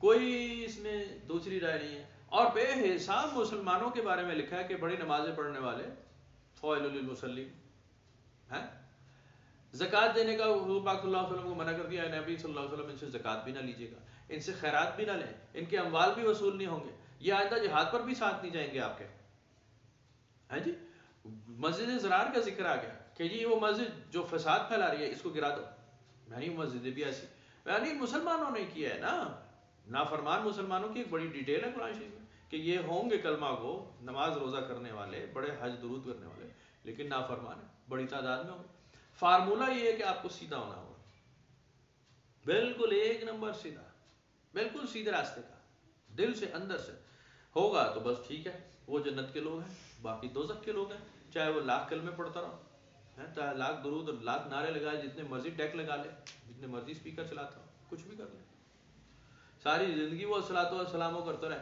لیکن اگر اس کا دل پاپی ہے جو وہ اللہ جانتا ہے تو بات ختم ہو گئی، قیامت کے دن اس کا فیصلہ گناہگاروں میں ہوگا۔ ایک عام آدمی ہے جو کچا پکا ٹوٹا پھوٹا سا آدمی ہے جی، لیکن ہو سکتا ہے اس کا دل بڑا پاکیزہ ہو اور اللہ تعالیٰ اس کو لے جائے۔ قرآن شریف میں اس کا بڑا ذکر ہے، بہت ذکر ہے کہ ایک کمزور سا آدمی، ایک ٹوٹا پھوٹا جو معاشرے کا ایک مطلب فعال رکن بھی نہیں ہے، ابسا وتولا، ایک نابینا آتا ہے جب انجا الاعمی، تو پھر یہ لوگ بڑا اعتراض کرتے ہیں کہ لو جی اب انہیں لفٹ کرائی جائے، یہ ہمارے ساتھ بیٹھے گا۔ ایلڈرز بہت ناراض ہوتے ہیں کہ نبی اکرم صلی اللہ علیہ وسلم سے تو ہم بات کر رہے تھے، یہ کہاں سے بیچ میں ٹپک پڑے؟ تو اللہ تعالیٰ قرآن شریف میں ارشاد فرما دیتا ہے کہ اے نبی صلی اللہ علیہ وسلم ان فراڈیوں کو ہٹائیں، اس نابینا کو ٹائم دیں، اس کو ٹائم دیں، اس سے دین چلوا دیں گے ہم، اس کا دل ٹھیک ہے، ہمیں سیدھے دل والا چاہیے، ہم نے تم سے کون سے پہاڑ کٹوانے ہیں، ہم نے کرانا کیا، تم کر کیا سکتے ہو، کتنی عبادت، ہم نے تم سے عبادت کروانی ہے، اب کتنی عبادت کر لو گے، تم کر لو گے، ہاں الا لیعبدون ہم نے کہا ہے، وما خلقت الجن والانس الا لیعبدون، ٹھیک ہے، ہم نے کہا ہے، کتنی کر لو گے، کر لو، پیدائش سے لے کے موت تک کتنی کر لو گے، 60 سال 70 سال 80 سال، یہ ہوتا کیا ہے 60 70 80 سال ہوتا کیا ہے؟ ہمارا 50,000 سال کا ایک دن ہے، 50,000 سنہ، تو تمہارا دن کیا ہے، تمہاری رات کیا ہے، وہ مقصد نہیں ہے۔ وَمَن يَعْمَلْ سُوءًا أَوْ يَظْلِمْ، اب یہ بڑا سیدھا فارمولہ ہے، وَمَن يَعْمَلْ سُوءًا أَوْ يَظْلِمْ، اس کو پہنے لو بھائی، ہاں، أَوْ يَظْلِمْ نَفْسَهُ ثُمَّ يَسْتَغْفِرِ اللَّهَ يَجِدِ اللَّهَ غَفُورًا رَحِيمًا، اگر کوئی مسئلہ ہو ہی جاتا ہے، کوئی شخص کر بیٹھتا ہے برا کام، ظلم کر لیتا ہے اپنی جان پر، تو پھر مغفرت مانگے اللہ سے، تو پھر وہ پائے گا اللہ کو بخشنے والا، رحم فرمانے والا، یہ تو میرا معاملہ ہے، یہ تو میرا معاملہ ہے۔ اس کے اوپر میں نے آپ کو بڑی صحابہ کرام سے ریلیٹڈ ایک پوری تفصیل پہلے بتائی ہوئی ہے، جو بہت تکلیف دہ ہے اور بہت مشکل ہے بیان کرنا، اور بہت ساری مثالیں کہ صحابہ کرام سے بھی ایسے لفظیں ہوئی ہیں کچھ، جو کیونکہ ابتدائی دور تھا، سیکھنے کا وقت تھا، ایسے تو نہیں تو بندہ بشر ہی تھے، ہاں کامیاب تھے اس لیے کہ وہ توبہ استغفار کرتے تھے، دل سے واپس مڑتے تھے، کوئی خیال فاسد اگر آ گیا تو ٹھیک ہے، بس اس پہ رک گئے اور آگے پھر توبہ استغفار کے لیے جٹ گئے، ساری زندگی پھر توبہ کرتے رہے، تو بڑے مرتبوں کے لوگ تھے بھائی، وہی تو مرتبے ہوتے ہیں، ایسا تھوڑی ہوتا ہے کہ استری کیا ہوا کلف لگا ہوا ہی ہوگا، وہ غلطی کرتا ہی نہیں، وہ ایسا نہیں ہوتا، انسان تو گرتا ہے پھر اٹھتا ہے، پھر گرتا ہے پھر اٹھتا ہے، تو کرے مغفرت طلب اللہ سے، دوسروں کو گواہ کیوں بناتا ہے، بیچ میں کسی کو کیوں ڈالتا ہے، وہ اس روایت میں بھی ایسے ہی موجود ہے، جناب ایسے ہی ہوا۔ پھر یہ آیات قرآن شریف کی نازل ہو گئی، نبی اکرم صلی اللہ علیہ وسلم نے بھی جب بالکل ہی رخ انور پھیر لیا کہ جی میں تو کوئی جواب اس میں دیتا نہیں جب تک اللہ کا فیصلہ نہ آ جائے، تو مذکور صحابی اپنا سینہ چاک کر کے نکل گئے، گریبان چاک کر کے جنگلوں کی طرف، اور گریا ازاری شروع کی، آوازاری شروع کی، جیسے جیسے توبہ کرتے جا رہے تھے ویسے ویسے نبی اکرم صلی اللہ علیہ وسلم پہ وحی نازل ہو رہی تھی، جب وحی نازل ہو گئی کہ جی ہاں میں بخشنے والوں مہربان ہوں، اسے کہو کہ صرف مجھ سے ہی رابطہ کریں، گواہ نہ بنائے اپنے گناہ کے، پھر ہو گیا معاملہ، پھر رسول اللہ صلی اللہ علیہ وسلم نے دوڑایا کہ جاؤ لے آؤ، فیصلہ آ چکا ہے، میں جواب دوں گا، وہ گئے تو سارا معاملہ سیدھا ہو گیا، وہ بہرحال اس کے بعد جو کچھ ہوا وہ بھی بہت بتانا بڑا مشکل ہے۔ وَمَن يَكْسِبْ إِثْمًا فَإِنَّمَا يَكْسِبُهُ عَلَى نَفْسِهِ وَكَانَ اللَّهُ عَلِيمًا حَكِيمًا، اور جو کمائے گناہ تو وہ گناہ کماتا ہے اپنی جان کے لیے، اور اللہ تعالیٰ تو علم رکھتا ہے حکمت رکھنے والا۔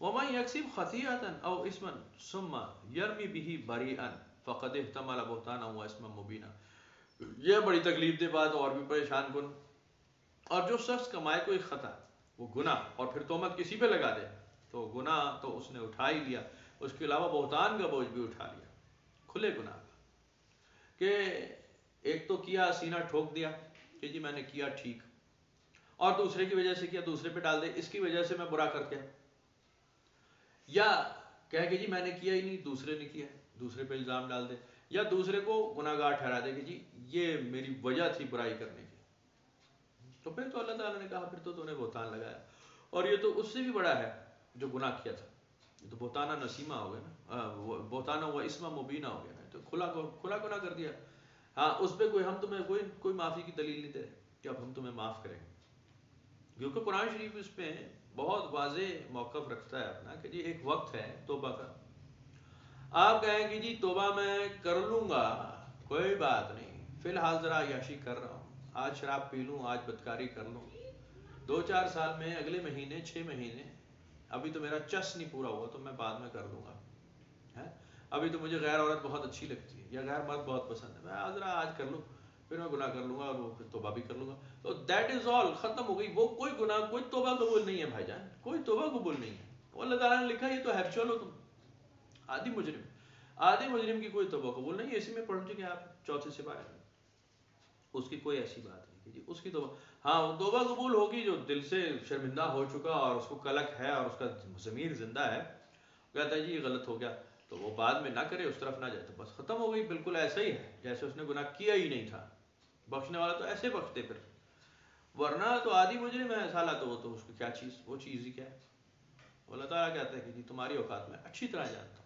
میں تمہارے اندر جو چل رہا ہے جانتا ہوں، وہ تم ٹاپک نہیں ہو توبہ کا معاملہ ہے، اور پھر یا تو پھر توبہ اس تک کرے آدمی جب پکڑا گیا، بالکل ہی گرفت میں آ گیا، پھر کہا جی میں چھوڑ دیتا ہوں، توبہ کرتا ہوں، اس تک بھی توبہ نہیں، وہ تو پھر اللہ تعالیٰ نے قرآن شریف میں لکھا ہے نا کہ جی پھر ایسا تو نہیں ہوگا، پھر تو اب پکڑا ہی، گرفت ہی ہوگی، گرفت سے پہلے توبہ کرنی تھی، صدق کے دل سے، جب تو آزاد تھا، کھلا پھرتا تھا، پریشان پشیمان ہوتا، آ جاتا ہمارے پاس، ہم تجھے ایسا صاف کرتے کہ جیسے کبھی گناہ کیا ہی نہیں، سارا معاملہ سیدھا کرتے، ورنہ تو فرعون کا معاملہ قرآن شریف میں لکھا ہے کہ اس نے کہا کہ میں موسیٰ کے رب پہ ایمان لاتا ہوں، لیکن وہ وقت تھا نہیں، ہم نے تو کہا کہ اب تو ہمیں عبرت کی نشانی بنا دیں، تیرے بدن کو بچائیں گے، ساری دنیا دیکھے گی کہ نافرمانوں کا انجام کیا ہوتا ہے، کر کے دیکھ لو، تو یہ کوئی انوکھی بات نہیں ہے، قرآن شریف کا فیصلہ بالکل سیدھا ہے اس کے اندر۔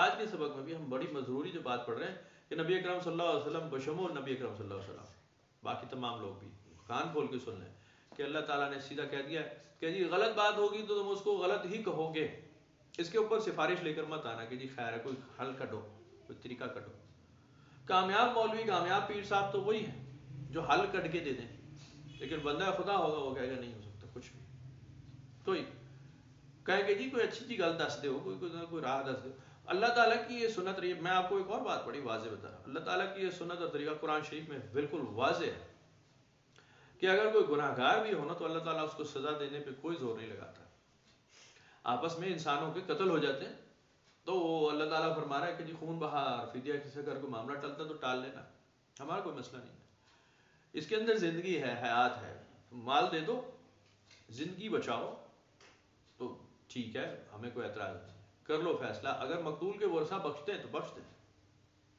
قتل عمد میں بھی، قتل خطا میں تو ویسے ہی پچھلے سبق میں پڑھ لیا، قتل خطا میں تو ویسے ہی کچھ رعایتیں ہیں کہ 2 مہینے روزے وغیرہ رکھے گا، کچھ تھوڑی پینلٹیز دے دی وہ تو ٹھیک ہے، قتل عمد میں بھی وہ یا تو پھر مارا ہی جائے گا ورنہ پھر جرگہ ہو جائے اور بیٹھ جائے اور عدلیہ میں فیصلہ ہو جائے، جیسے بھی دونوں پارٹیوں کو بٹھا دیں، اگر وہ بخشنا معاف کرنا چاہتے ہیں تو کر دیں، خون بہا لینا چاہتے ہیں تو لے لیں، اور وہ بھی نہ لینا چاہیں تب بھی بخشا جا سکتا ہے، ضروری نہیں کہ شرط ہی ہے۔ بدکار عورت کے بارے میں ہم نے پڑھا جناب کہ جی 5واں سپارہ جیسے پڑھ رہے ہیں ہم آگے کہ جی اگر کوئی وہ کھلی فحشا کوئی ملتی ہے اور وہ بدکاری کا کوئی کھلا اس نے قصد کر لیا اور 4 گواہ بھی اس پہ آ گئے کہ جی بالکل ایسا ہم نے دیکھا، تو ان کی بالکل تصدیق کر لی جائے گی، اگر گواہوں کی معاملات سچ ہیں تو اس خاتون کو پھر نظر بند کر دیا جائے، ہاؤس اریسٹ، اور پھر وہ اس کے جناب علی اسی میں وہ مر جائے، اور ورنہ پھر اللہ اس کے بچ نکلنے کا کوئی سبب پیدا کر دے، یا کوئی نئی آیت نازل فرما دے، یا پھر اس کے اسکیپ کا کوئی راستہ کھول دے کہ وہ باہر نکل جائے، بچ نکلے، اور اگر بچ نکلے تو پھر پیچھا نہیں کرنا، پھر پیچھے مڑ کر مت جاؤ، بس پھر تو اس کی توبہ اللہ نے قبول کی ہے، اس کا مطلب کھولنے کا راستہ، یا اگر توبہ قبول کی ہے یا پھر اس کو اور اتمام حجت کرنے کا کوئی راستہ ہے کہ جی اور ذرا سی گناہ کر لے، وہ معاملے اللہ کے ہیں، بندہ خدا نے ایک دفعہ سزا دینی ہے، ٹو بی ہینڈ، جیسے پہلے تھا قانون میں ٹو بی ہینڈ کہ جی آپ پھانسی کی سزا دے دیں، لٹک گیا تو ٹھیک ہے، اب ضروری نہیں کہ مرے، پہلے نہیں تھا، اب ایسا ہی ہوا، کچھ معاملات ایسے ہوئے کہ جناب علی کوئی بارشیں ہوئی تھیں اور یہاں انگریز کے دور میں ایسی کچھ پھانسیاں ہوئیں، جب لٹکایا تو نیچے پانی اور وہ اس کی گاد کی وجہ سے گارا کھڑا تھا، جیسی وہ انہوں نے پھینکا تو وہ نیچے جا کر مٹی پہ کھڑا ہو گیا، اس کو پھندا پھنسا ہی نہیں، اور پھر اتار دیا گیا اس کو کہ جی ہینگ تو ہو چکا، پھانسی کے بعد پھانسی نہیں، بعد میں پھر وہ فیصلے میں تبدیلی کی to be hanged till death لکھا جائے کہ جب تک مر نہ جائے. تو یہ بدماشی کی جسٹس نے, جوڈیشری نے, کہ جی اس کو موت کی سزا ہے تو موت ٹل ڈیتھ لکھا جائے. ٹو بی ہینگ لکھ دیا, جب وہ ہینگ ہو گیا لٹک گیا تو بات ختم, اسی وقت اتار لیں اس کو. یہ چلاکیاں بعد میں بھی ہوتی رہی. تو میں اس لیے یہ عرض کر رہا ہوں کہ اللہ تعالیٰ کا طریقہ یہ ہے کہ اگر مجرم بھی پکڑا جائے تو اس کو رعایت دی جاتی ہے, اس کو یہ کہا جاتا ہے کہ جی ٹھیک ہے تنبیہ کر رہے ہیں, سیدھا ہونے کا موقع دے رہے ہیں. ہاں انسان نہیں دیتے موقع, بہت ظالم ہوتا ہے انسان, اللہ تعالیٰ موقع ضرور دیتا ہے. بہرحال اللہ تعالیٰ کا بڑا خوبصورت طریقہ ہے کہ جی تم ایک دوسرے کو معاف کیا کرو, تمہارا کوئی زیادتی کر دے تو تم معاف کر دینے والے ہو, تم معاف کر دو تو اجر میں دوں گا. قرآن شریف اس کا فیصلہ بڑا دیتا ہے, بدلہ لے سکتے ہو لیکن میں معاف کر دو تو پھر اجر میرے پاس ہے. اللہ تعالیٰ کا طریقہ کار مہربانوں والا ہے. لیکن اگر صرف مہربانی کا ہی معاملہ ہو اور آپ ایک ٹریفک سگنل پہ ہیں اور آدمی کہے مہربانی یار مینو پہلے جان دے یار, میں پہلے گڈی لگا لا, پھر کس کو روکیں گے آپ؟ ادھر سے بس بھی آ گئی, ادھر سے ویگن آ گئی, ادھر سے سوزوکی پھنس گئی, ادھر سے موٹر سائیکل والے گھسے چلے جا رہے ہیں. کیا جی مہربانی پائی مینو نہ لنگن دے یار, میں اشارہ توڑنا ہی یار تھوڑا جا. پھر سارے اشارہ توڑنے والے ملیں گے, پابندی کرنے والے کدھر سے ملیں گے؟ انسان اتنا سیدھا ہے, سوال ہی نہیں. یہ تو سخت اصول ہوتے ہیں بھائی, سارجنٹ ہوتا ہے, وارڈن ہوتا ہے, کھڑے ہوتے ہیں, اشارہ لگا ہوتا ہے, پھر بھی باز نہیں آتے. سخت چلانوں کے بعد بھی ہوگا, اچھا جب چلان ہوتا ہے کر لے, پھر وہ آگے اشارے توڑتا ہو جاتا ہے, پھر ریش ڈرائیو کرتا ہے. یہ میں نے موٹر وے پہ خود دیکھا, وہ ریش ڈرائیونگ پہ وہ ایکسیڈ کیا نا, انہوں نے وہ اس سے جو لمٹ تھی اور چلان ہو گیا, انہوں نے کہا جی آپ نے ریش ڈرائیونگ کی ہے, اوور سپیڈنگ. اوور سپیڈنگ کے بعد انہوں نے کہا ہون خیر ہے وہ جان دو جناب, ٹھک 2 گھنٹے میں لاہور, پھر نان سٹاپ ہے. کہا جی 200 کی سپیڈ پہ چلاؤں گا اب تو چلان ہو چکا. تو بہرحال یہ انسان ایسا ہی ہے, اگر اس کے اوپر تعزیر نہ رکھی جائے, اس کے اوپر چیک اور بیلنس نہ ہو تو یہ تو برباد ہے, یہ تو جانور سے بدتر ہے.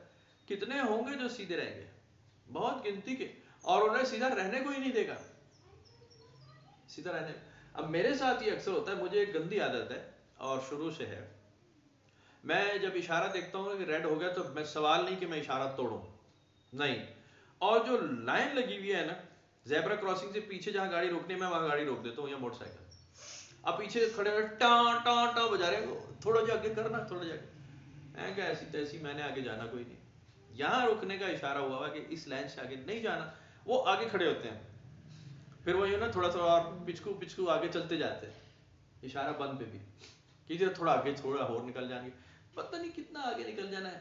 میں تو ابھی وہ ویڈیو بھی سن رہا تھا اور بڑی سچی بات کسی نے کی کہ جی یہ 70-80 سال میں تو پوری قوم کتے کی طرح رول کے پیچھے گئی ہے, تو یہ تیزیوں کا فائدہ کیا ہوا ہمیں, جو بڑی سپیڈیں مار رہے ہو, بڑا جلدی جانا ہے, اور بڑے اسکولوں کے دھکے کھا پی کے فارغ ہو گئے, اور فیسیں بھر بھر کے, اور نوکریوں کے پیچھے ذلیل ہو رہے, اور ملازم ہو گئے, اور کاروبار قرضہ لے لیا, ادھار لے لیا, سارے زمانے کی بدماشیاں, شادیاں کر لی, بچے پیدا کرے جا رہے. اس کا رزلٹ تو آیا کوئی نہیں, نرے ذلیل ہی ہوئے ہیں سارے, کمارے بھی, شادی شدہ بھی, نوکری والا بھی, بغیر نوکری والا بھی, پیسے والا بھی, اور بھوکا ننگا بھی. بس یہ کہ ان میں سے ایک ذرا زیادہ ذلیل ہوا ہے, سرکم سینسز ہے, کبھی تو پیسے والا بڑا ذلیل ہو گیا. دیکھیں ملینئر آدمی ہو, ٹریلینئر آدمی ہو, ہے تو جب وہ ذلیل ہوگا تو سڑکوں پہ آ جائے گا, آپ کو پتہ ہے اس کو کتنا غم ہوگا. ایک آدمی ہو, اس کے بعد 10-20-50-100 روپے, 1000 2000 10,000, وہ اس نے کھا پی لیے, ختم, وہ کہے گا شکر الحمدللہ, جیب خالی ہے, کوئی بات نہیں, اکثر ہی خالی ہوتی ہے. اسے وہ غم نہیں پتہ چلے گا جب بلینئرز کو لگے گا, جب وہ ان کا اکاؤنٹ خالی ہو جائے, ختم. ایسے بھی موجود ہیں, مثالیں موجود ہیں. تو بہرحال انسان کو مال اور اسباب اور تنگ دستی یہ تنگ نہیں کرتی, انسان کو اپنا انسان ہونا تنگ کرتا ہے. اس کو بڑی تکلیف ہے. یہ چھوٹی عمر کے بچے ہوتے ہیں نا, آپ غور سے کبھی انہیں آبزرو کریں, میں تو بڑے غور سے کرتا ہوں, مطلب پیدا ہونے کے بعد وہ جیسی چلنے پھرنے لگ جائے نا انسان, اور 10-12-15 سال کا, یہ آرام سے نہیں بیٹھے گا, مچلتا رہے گا, یہ ہو گیا, مڑے گا, کھڑا, بیٹھ گیا, کھڑا, ادھر ادھر, کیونکہ اس کا پوٹینشیل بہت تیز ہوتا ہے. دیکھتے پتہ چل رہا ہوتا ہے کہ اس کو چین نہیں ہے, اور ہم کہتے ہیں آرام سے بیٹھو, آرام سے بیٹھو, اور بس وہ یہی نہیں کرتا. اور جو 20-22 جو فل جوان ہو جاتا ہے, پھر ہم کہتے ہیں کھڑا ہو, اٹھ بھائی کہیں جا, بستر چھوڑ, وہ نہیں اٹھتا, وہ پڑا ہے. کہتے ہیں بڑا سست ہو گیا، یعنی جو آپ کریں گے نا یہ ضد پہ آ جاتا ہے بھائی. اس وقت تو بے چین نظر آیا نا، پوٹینشیل دکھا اپنا، جب وقت ہے وہ اس وقت سست پڑا ہے، اس کو کھینچ کے اٹھانا پڑتا ہے، اٹھ جا بھائی اٹھ جا، کر لے کام. تو انسان ایسا ہی ہے، جو آپ کو مطلب اس کی لائف کے حساب سے جو پابندی ہے نا، آپ کہیں کہ جی یہ کام اپنے روٹین میں کرو، وہ کہے گا میں نے یہ نہیں کرنا. مزے کی بات، اشارہ جب ریڈ ہونا تو سارے کوشش کرتے ہیں نکل جاؤں، جب گرین ہو تو موبائلوں میں گھسے ہوتے ہیں، پھر گاڑی نہیں چلا رہے، پھر پیچھے ہم ٹانٹا کر رہے ہیں وہی نکلو، اب کھل گیا اشارہ. کہتے ہیں وہ اچھا یہ میسج آئی لو یو کر دیا نا، ٹھک آئی لو یو جب ہو گیا ڈیلیور ہو گیا تو گاڑی چلائے گا. تو انسان ایسا ہی ہے. تو قرآن شریف بھی اس بات سے بھرا پڑا ہے کہ تمہاری اوقات ہم اچھی طرح جانتے ہیں. یہ پیچھے یہ کوئی پہلی دفعہ ہم نے کتاب نازل نہیں کی. قرآن شریف نبی اکرم صلی اللہ علیہ وسلم کو پہلی قومیں بھی گزر چکی ہیں، ذرا دیکھیں ان کو پوچھیں، ہم ساری اوقات جانتے ہیں، عاد کو جانتے ہیں، سمود کو جانتے ہیں، فرعون کو جانتے ہیں، سب حمان شداد سارے دیکھے ہوئے ہیں، مسئلہ کوئی نہیں. یہ موسیٰ کو بھی دیکھ چکے ہیں، عیسیٰ کو بھی دیکھ چکے ہیں، ابراہیم کو بھی دیکھ چکے ہیں، سب کچھ دیکھ چکے ہیں. یہ قومیں یہ بڑے خبیث ہیں. یہ نوح علیہ السلام کو بھی دیکھ چکے ہیں، پوری دنیا ڈبو کے رکھ دی، عذاب آ گیا، لیکن نافرمان ادھر ہی کھڑے ہیں، اپنی آنکھوں سے عذاب دیکھ لینے والے موجود ہیں، نہیں باز آتے، نہیں باز آتے. تو انسان ایسا ہی ہے. قرآن شریف آپ پڑھیں گے تو اس میں سیدھے سادے فارمولے ہیں کہ بھائی صاحب اگر تو آپ کو دین پہ چلنا ہے تو یہ کوئی کھلا ڈولا دین نہیں ہے ایسے ہی کہ بس وقت دے جاؤ، نہیں جناب. اس کے اندر چیک اینڈ بیلنس ہے، اس کے اندر توازن ہے، اس میں ٹھہراؤ ہے. آپ کو بتایا جاتا ہے کہ جی آپ کی گاڑی بہت سپر سونک ہے، بہت جیٹ انجن لگے ہوئے ہیں، لیکن جو کام کرنے والی چیز ہے وہ اس میں بڑی مین ہے بریک. آپ کو وقت پہ بریک لگانا سکھانا ہے. آپ چلانا تو سیکھ ہی لیں گے، اس میں کون سا کمال ہے آپ کا، وہ تو آپ بٹن دبائیں گے یہ چل پڑے گا. اس کو وقت پہ روکنا ہے، وقت پہ اس کو ایک ڈائریکشن دینی ہے، ایک سمت دینی ہے منزل پہنچنے کے لیے. وہ نہیں دیں گے دیٹ از آل، بیکار ہو گیا. بریک بڑی شاندار چیز ہے، بڑی ضروری، اور مشین اس وقت تک کامیاب ہی نہیں ہے جب تک مشین بند کرنے کا بٹن نہ لگا دیا جائے. چلاتے جائیں چلاتے جائیں چلاتے جائیں، مشین ٹوٹ پھوٹ کے فارغ ہو جاتی ہے، ہیٹ اپ. مخصوص ٹائم پہ اس کو ایک آپریٹر کی ضرورت ہوتی ہے جو اس کے بٹن آن آف کرے، اس کی سپیڈ کم زیادہ کرے. نہیں کرے گا بیڑا غرق ہے، تباہی ہے. پوری مشینری ہے، اس کو ایک را مٹیریل چاہیے، اس میں سے ویسٹ علیحدہ کیا جائے گا، اس کے اندر سے کامیاب چیزیں علیحدہ کی جائیں گی، اس میں توانائی پیدا کرنے والے انگریڈینٹس الگ ہوں گے. اس کو روکنا، اس کو چلانا، یہ پوری ایک مشین ہے بڑے کمال کی. تو یہ مسودہ آپ کو قرآن شریف کا یہی بتاتا ہے کہ آپ کو اپنے بٹن آن آف کرنے کا طریقہ سیکھنا ہے. اگر آپ کہیں کہ جی میں اپنی مرضی کے بٹن لگا لوں گا چار سے، آپ پھر مارکیٹ میں نہیں آ سکتے. آپ کر لیں اپنی وہ ذاتی کوئی جاگیر بنا لیں، کسی آئسولیشن میں، کسی گہرے سمندروں میں چلے جائیں، کسی امیزون کے جنگل میں چلے جائیں، کہیں چلے جائیں، اپنی وہ مشین گاڑی وہاں چلا لیں، تجربہ کریں کھلے میدان میں. اگر آپ کو روڈ سائڈ چلانی ہے نا، پبلک میں، ٹریفک میں، پھر آپ کو ان اصولوں پہ چلنا ہے جہاں پہ باقی ٹریفک چل رہی ہے. وہ اصول مضبوط ہے، آپ کی وہاں بات نہیں سنی جائے گی. اکیلے آپ کچھ بھی نہیں ہے، آپ کو معاشرے میں چلنا ہے، آپ کو سوسائٹی میں چلنا ہے. قرآن شریف کہتا ہے کہ یہ تمہارے جیسے تمہارے جو طریقہ کار چل رہے ہیں نا اس کے مطابق فیصلے کرو. میں کئی بہت بات کی ہے اس کے اوپر، آپ وہ دیکھ لیجیے. قرآن شریف اسی طرح فرما رہا ہے، بالکل سیدھا سادہ، کہ یہ کتاب ہم نے کر دی ہے ازلی ابدی کتاب ہے، بالکل اول آخر حرف آخر ہے. ہمارے رسول صلی اللہ علیہ وسلم نے کوئی کسر چھوڑی نہیں سکھانے میں، سب کچھ بتا دیا ہے، کچھ بات رہ نہیں گئی. اب تم پتہ نہیں تکلیف ہے، وہ ہمارے کچھ پچھلے دنوں میں بھی دوستوں کو لگی ہوئی تھی کہ جی تفسیر لکھی جائے. تو میں کہا جی کس لیے لکھنی ہے، کیا وجہ ہے قرآن شریف کی. آپ 4 دن قرآن شریف پڑھیں نا، کہیں گے جی میں ذرا اس کو لکھوں تفسیر. یہ خرافات، یہ خفقان پیدا ہوتا ہے انسان میں، یہ بدگمان ہو جاتا ہے کہ جی میں یہ کام کروں. باتیں جو پہلے سے لکھی ہوئی ہیں وہ کیا کر رہی ہیں، ہزاروں لوگوں نے لکھ دی ہیں، ختم ہو گئی بات. اب آپ عمل کریں. آپ عمل کب کریں گے؟ کہیں گے نہیں آئندہ آنے والوں کے لیے کرو. او خبیث، آئندہ آنے والا خود کر لے گا، تو نے کیا کھٹ رہا ہے. وہ قرآن شریف نہیں ہوگا اس وقت، کیا تو نکل جائے گا، کتاب ہوگی اللہ کی، وہ خود پڑھ لے گا، کر لے گا اپنا عمل. وہ کرے گا گناہ، وہ کرے گا ثواب، جو کرنا ہے وہ کر لے گا. آپ ماموں بن کے اس پہ آ گئے میں کر سکتا، میں آئندہ آنے والی نسلوں کی بھلائی کرنا چاہتا ہوں. تو کمال آدمی ہے بھائی. صوفیہ کرام، بزرگان دین، خاصان خدا اس پہ بڑا فوکس کرتے ہیں، بڑا فوکس. حال میں رہو، حال میں، اپنے حال میں خوش رہو. مستقبل کو چھوڑ دو، ماضی کو چھوڑ دو، تم اس کا کچھ نہیں بگاڑ سکتے. جو ہو چکا پیچھے رونا دھونا چھوڑ دو، مستقبل کا گمان چھوڑ دو، تم جانتے نہیں آگے کیا ہونے والا ہے. بالکل ایک دم ٹوسٹ ہو جاتا ہے.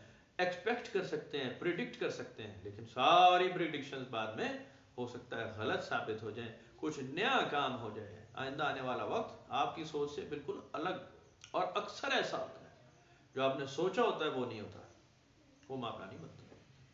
غزوہ احد میں جب مسلمان نکلے ہوں گے غزوہ بدر کے جیتے ہوئے، کس جذبے سے نکلے ہوں گے؟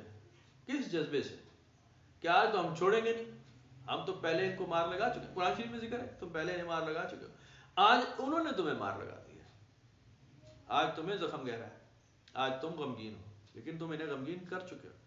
تو وہ معاملات بدل جاتے ہیں. حالانکہ جید صحابہ کرام کا گروہ ہے، اور جنہوں نے ٹیلے کو چھوڑ دیا وہ بھی صحابہ کرام تھے اور نافرمان نہیں تھے.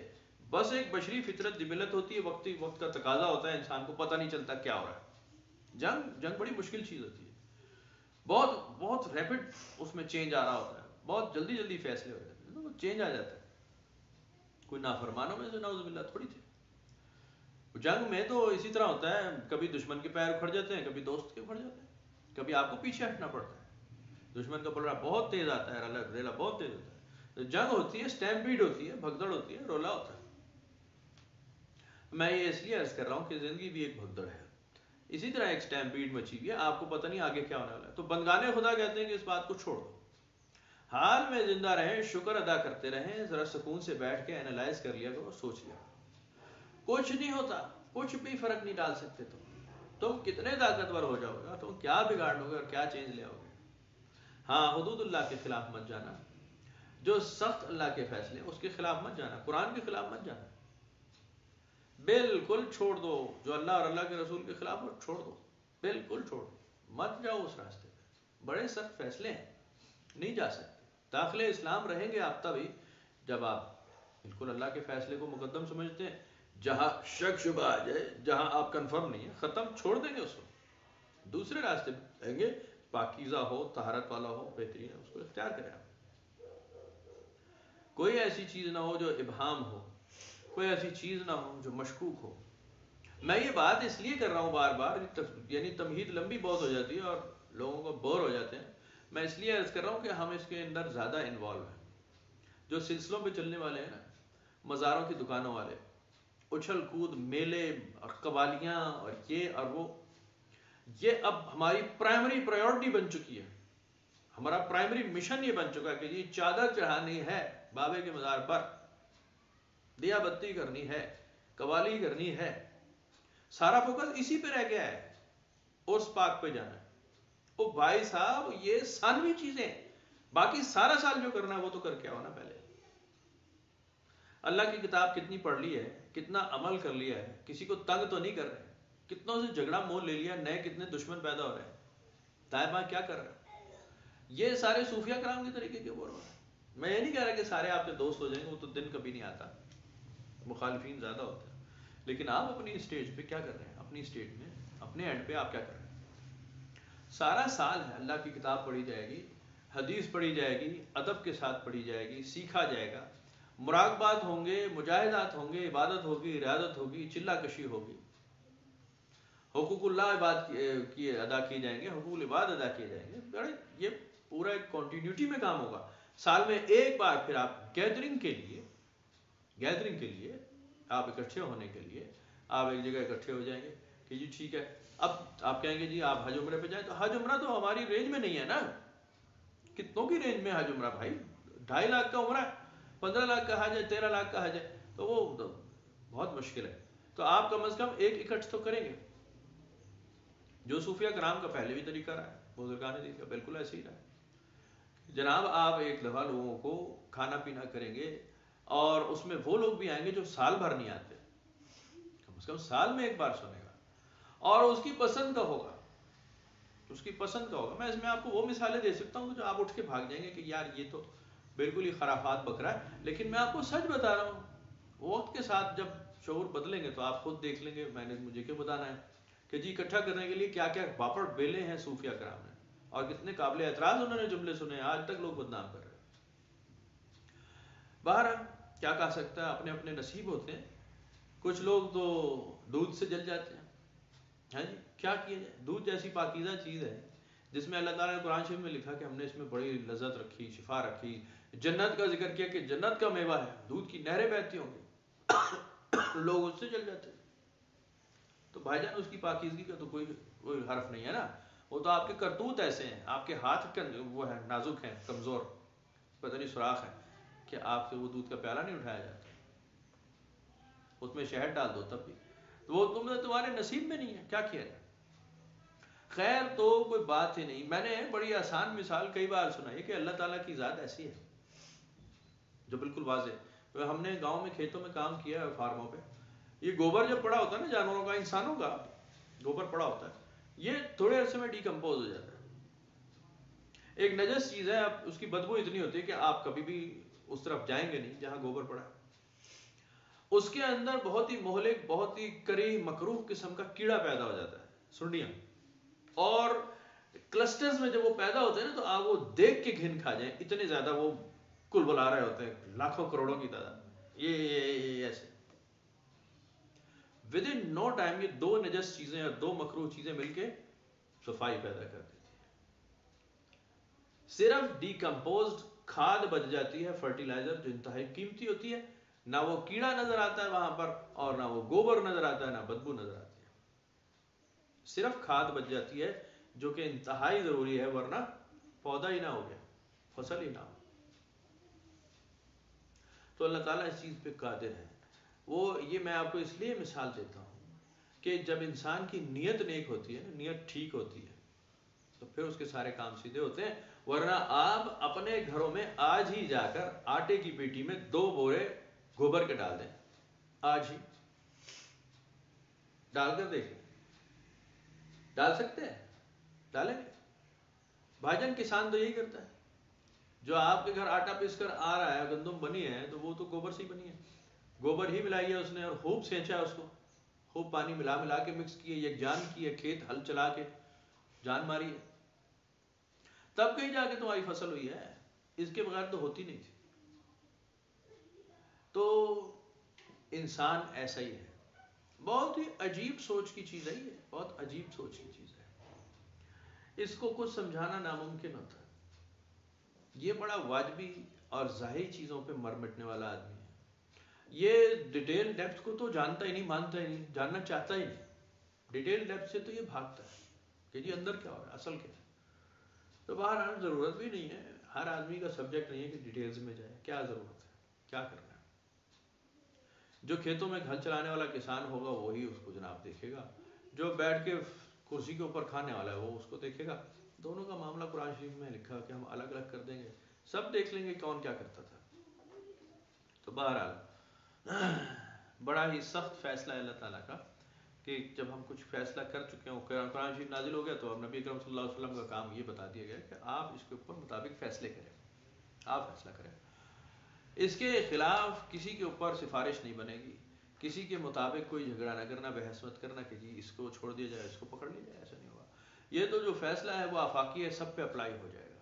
اور نبی اکرم صلی اللہ علیہ وسلم نے منع اس بات کو پھر مانا، بالکل مانا. حدیث بھری پڑی ہیں، سیرت طبیعت بھری پڑی. بالکل ایسے ہوا، انتہائی قریبی لوگوں کے خلاف فیصلے دینے پڑے اور آپ نے فیصلے دیے، بڑے سخت اور تکلیف دہ فیصلے دیے، بہت سخت. لیکن قرآن کا فیصلہ آ چکا تھا، بات ختم ہو گئی. آپ نے فرمایا میں اس میں کچھ جواب نہیں رکھتا، کچھ سوال نہیں رکھتا، یہ تو اللہ کا حکم ہے، یہ تو عمل درآمد ہی ہوگا. بالکل ایسے ہی، میں تو اس میں کوئی وضاحت نہیں دیتا، کوئی دلیل نہیں، بس اللہ کا حکم ہے، پورا کیا جائے گا. اور ایسے ہی دین چلتا ہے بھائی، ایسے ہی سویلائزیشن پیدا ہوتی ہے، ایسے ہی سوسائٹی ڈیولپ ہوتی ہے. ایسے ہی نہیں ہوتا کہ کچا پکا مذہب سارا اپنا ہی کوئی الو سیدھا کرے. اور اگر وہ کوئی گناہ کرے اور برائی کا ارتکاب کر بیٹھے تو اوپر پناہ مانگے اللہ سے، توبہ کرے اللہ سے، وہ بس اس کو بخشنے والا پائے گا، مہربان پائے گا. کبھی انکار نہیں پائے گا کہ جی میں تو تمہیں معاف نہیں کرتا. قرآن شریف میں ایک آیت ایسی نہیں.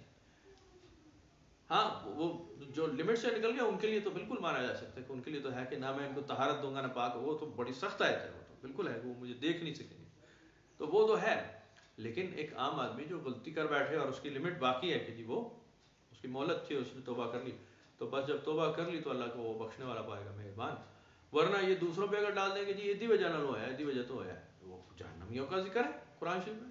یہ جہنمی بھی آپس میں یہ آرگومنٹ کر رہے ہوں گے کہ اس کی وجہ سے برائی کے راستے پہ گیا، اس کی وجہ سے برائی کے راستے پہ گیا. تو اللہ تعالیٰ کو کہیں گے کہ اسے دگنا عذاب دے، اسے دگنا عذاب دے. اللہ تعالیٰ فرمائے گا فکر ہی نہ کرو، دونوں کے لیے دگنا عذاب ہے، مسئلہ ہی کوئی نہیں. ہم نے کون سا باہر سے لانا ہے، تو دونوں کے لیے دگنا عذاب ہے، مسئلہ ہی نہیں. وہ اسی لیے کہ اس نے تمہیں اکسایا اور تم نے اس پہ بہتان لگایا، اب دونوں پر گیا. یہاں پہ بھی ایسے ہی لکھا ہے کہ غلطی اگر تم کرو دوسروں پہ ڈال دو، اس کی وجہ سے کرنا پڑا، تو پھر تم نے بہتانا ہوا اس میں مبینہ بھی کر دیا ہے. تو بہرحال قرآن شریف کے فیصلے بڑے سخت اور بڑے مضبوط ہیں، انسان کے لیے بڑے ضروری ہیں. بڑے نصیبوں والے ہوں گے وہ لوگ جو ان پابندیوں کو سراخوں پہ رکھیں اور ان پہ چلیں، بڑے نصیبوں والے لوگ. ورنہ تو بس اپنی الو سیدھا اور اپنی راہ سیدھی کرنے والے بہت ہیں کہ جی میں سیدھا جا رہا ہوں، میں ٹھیک جا رہا ہوں. تو اس سے بڑا بد نصیب کون ہوگا جو کتاب کو رد کر دے اور دوسرے اپنے فیصلے کرتا رہے کہ جی مجھے تو بالکل ایسے ہی لگتا ہے. اور کتاب سے ہی بہکنے والے موجود ہیں قرآن شریف میں. اسی کی آیتوں سے کئیوں کا ایمان کمزور پڑ جائے گا، کئیوں کا ایمان زیادہ ہو جائے گا. قرآن شریف میں اس کا ذکر ہے. اسی کتاب سے بہکنے والے بھٹکنے والے مل جائیں گے، اسی کتاب کو ہدایت ملنے والے. تو یہ بڑی ضروری چیز ہے. انبیاء علیہ الصلوۃ والسلام کی بڑی مہربانی، نبی اکرم صلی اللہ علیہ وسلم کا بڑا انعام لوگوں پہ کہ آپ نے لوگوں تک پہنچائی ساری بات، اور صحابہ کرام نے اس کو پریزرو کیا، اسی وقت لکھا، اسی وقت حفظ کیا، اسی وقت بیٹھے، اسی وقت اس کو محفوظ کیا.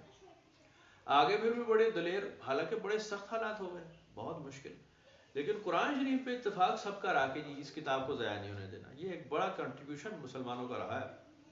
حالانکہ بڑے سخت حالات، نبی اکرم صلی اللہ علیہ وسلم کے وصال کے عین بعد سے بہت فساد شروع ہوئے، لیکن ڈنڈے کے زور پہ سیدنا عمر نے سیدنا ابوبکر سے سیدھا کیا لوگوں کو، اسی وقت سیدھا کیا.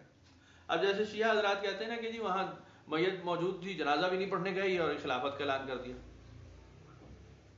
اس بات کو مان بھی لیا جائے تو وہ وقت کی ضرورت تھی. بالکل جو انتشار پھیل گیا تھا اس وقت، وہ کہتے جی پہلے تدفین اور یہ جنازہ، وہ تو بات ختم ہو گئی. پھر تو جسد مبارک پہ جھگڑے ہو جاتے کہ جی تو ہم لے جا رہے ہیں، تو ہم لے کے جائیں گے. اور ہم نے کئی جگہ پہ اس کا مشاہدہ کیا ہے بعد میں اپنے رہبروں کے ساتھ، جو لوگ کرتے ہیں نا کہ جی یہ ساڈا بابا ایسی لے جاؤ، ایون قبر کشائی کر کے لے جاتے ہیں. ہاں قبر میں سے میتیں چوری ہو جاتی ہیں بعد میں. تو سیدنا ابوبکر صدیق کا یہ بڑا احسان ہے، انہوں نے بڑے سخت ڈنڈے کے زور پہ اور تلوار اٹھائی اور کہا کہ ایسی تیسی. دین ختم نہیں ہوا، رسول اللہ صلی اللہ علیہ وسلم کا وصال ہوا ہے، قرآن چھوڑ کر گئے ہیں، دین چھوڑ کر گئے ہیں، اللہ موجود ہے، کرو عبادت، آؤ مسجد کی طرف. لوگ سیدھے ہو گئے اور ڈر گئے. کچھ نے پھر بھی ذرا سا کیا، تلوار سے ان کو پھر ٹریٹ کیا گیا بالکل سیدھا. یہ مضبوط جتھا رہا. سیدنا عمر فاروق نے بالکل سخت ڈنڈا رکھا، تو کوئی اس میں فساد آپ کو نہیں ملتا، بہت کم ملتے ہیں اور فتوحات بھی ملتی ہیں. حضور سیدنا عثمان غنی کے دور میں نرمی کا وقت آیا. نرمی جب پیدا ہوئی تو وہ تتر بتر ہوا ہے کہ آپ کے سامنے مثالیں بڑی پڑی، کیونکہ آپ نرم مزاج تھے، کاروباری مزاج تھے. وہ سیدنا عمر والا دور تو وقت تھا نہیں، تو وہ بڑا سخت گیر اور ڈنڈے کا زور ہوتا. جب ہٹایا ڈنڈا آپ دیکھ لیں کیا ہوا، وہ پھیلا انتشار. خود آپ کی بڑی بے دردی سے شہادت ہو گئی، اور بڑے بڑے اور جو یہ نام صحابہ کرام کے، سیدنا علی کے اوپر بہت سارے سوال پیدا ہو گئے. وہ سیدنا حسین کریمین اس کی وجہ سے پھر ان کی شہادتیں ہو گئی، سیدنا علی کی شہادت ہو گئی. یعنی ذرا سی نرمی اس قوم پہ، انسان پہ ایک فیٹل چیز نظر آ گئی سامنے کہ جی ایک نتیجہ نکلا ہے برا. تو یہ چیزیں ہوتی ہیں، انسان ایسا ہی ہے.